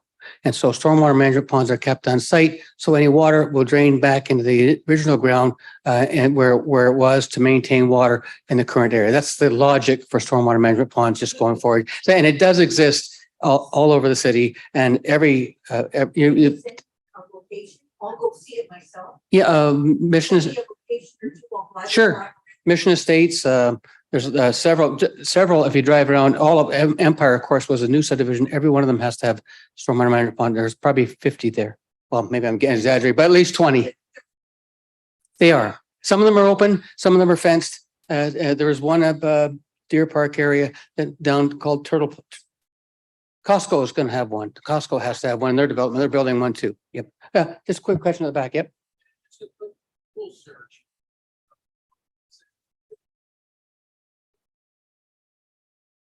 That. What is? Oh no. I'm not sure where the last resort would come from, but ultimately, yes, there's other practices that are starting to be implemented. We call them lot level controls, promoting gardens in front yards, promoting water-wise type of properties where it soaks in to the ground. Again, if roads are being built, the water is going to increase. So you have to be able to manage that in some which way. Yes, so it's removing the green space that's causing us to have this pond. Yep. Yeah, so we're paving, and instead of doing the right thing, we're paving. Okay. Yeah. So, all right. Question way at the back. I just wanted to question as well, and you'll have the answer.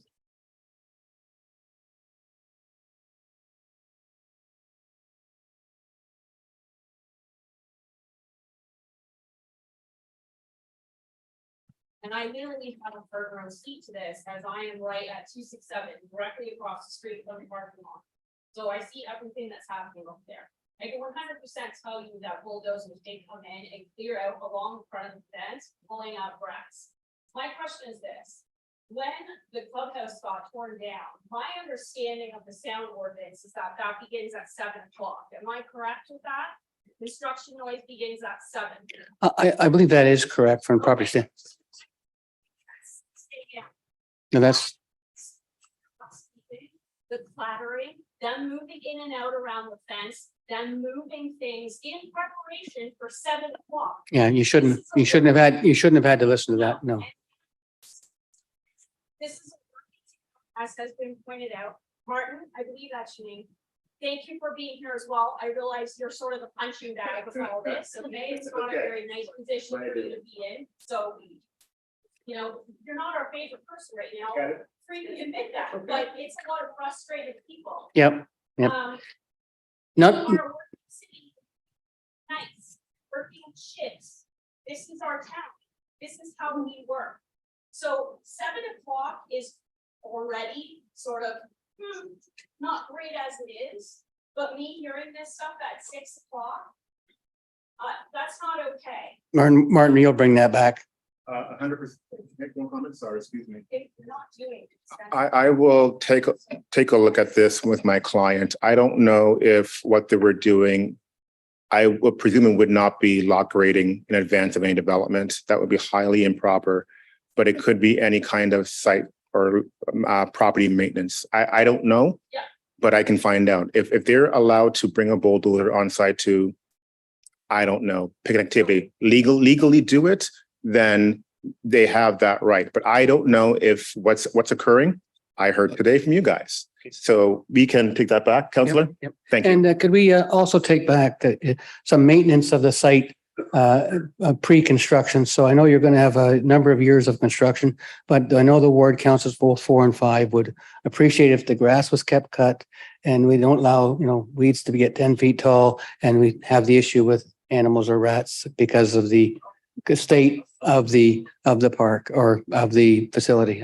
And so, Mark, one more question. I would ask twice your thanks on behalf of the constituents, 3, 4, 4, 5. Then the city, we request a stop order placed on that property tonight. No further action was forward years, and we make it efficient. Whereas to the planning requirements on that property. And Well, it'll be investigated, and if the one is required, yeah, we won't. I don't know. I don't know the answer to that either. Okay, Linda and I and Brian and Mandy will stay if you want to ask us some other personal questions, but I have to let the staff go. I mean, they've been here all day and this evening, and I just want to say to all of you, this has been a very trying time for all of us. You know my position, Brian's position, Mandy and Linda are of the same position. Brian and I are vehemently opposed to what's happened here. It's very, very difficult on the neighborhood and all of those that love Airedale. And I just want to thank you for coming, being so patient, being so polite, quite frankly, as others said things differently about how you would behave. And there was a fear that you wouldn't behave, and you've been exemplary. Some of those others should have shown up as well. Well, yeah, I don't. Yeah, we can stay and talk afterwards on them individually. Yep, yeah. Well, okay, so we'll stay. Kaylee, Brian Van Turber would like to say a few words. No.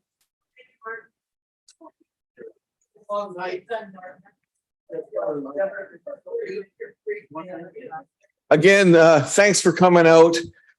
I trust you people more than I trust some of the people at City Hall.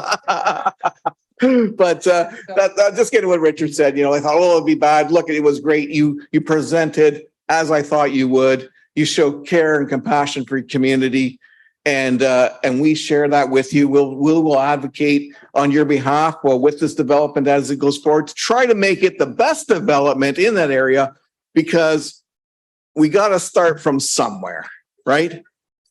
Oh, I hear you. I'm with you. So thank you, and thank you for coming out.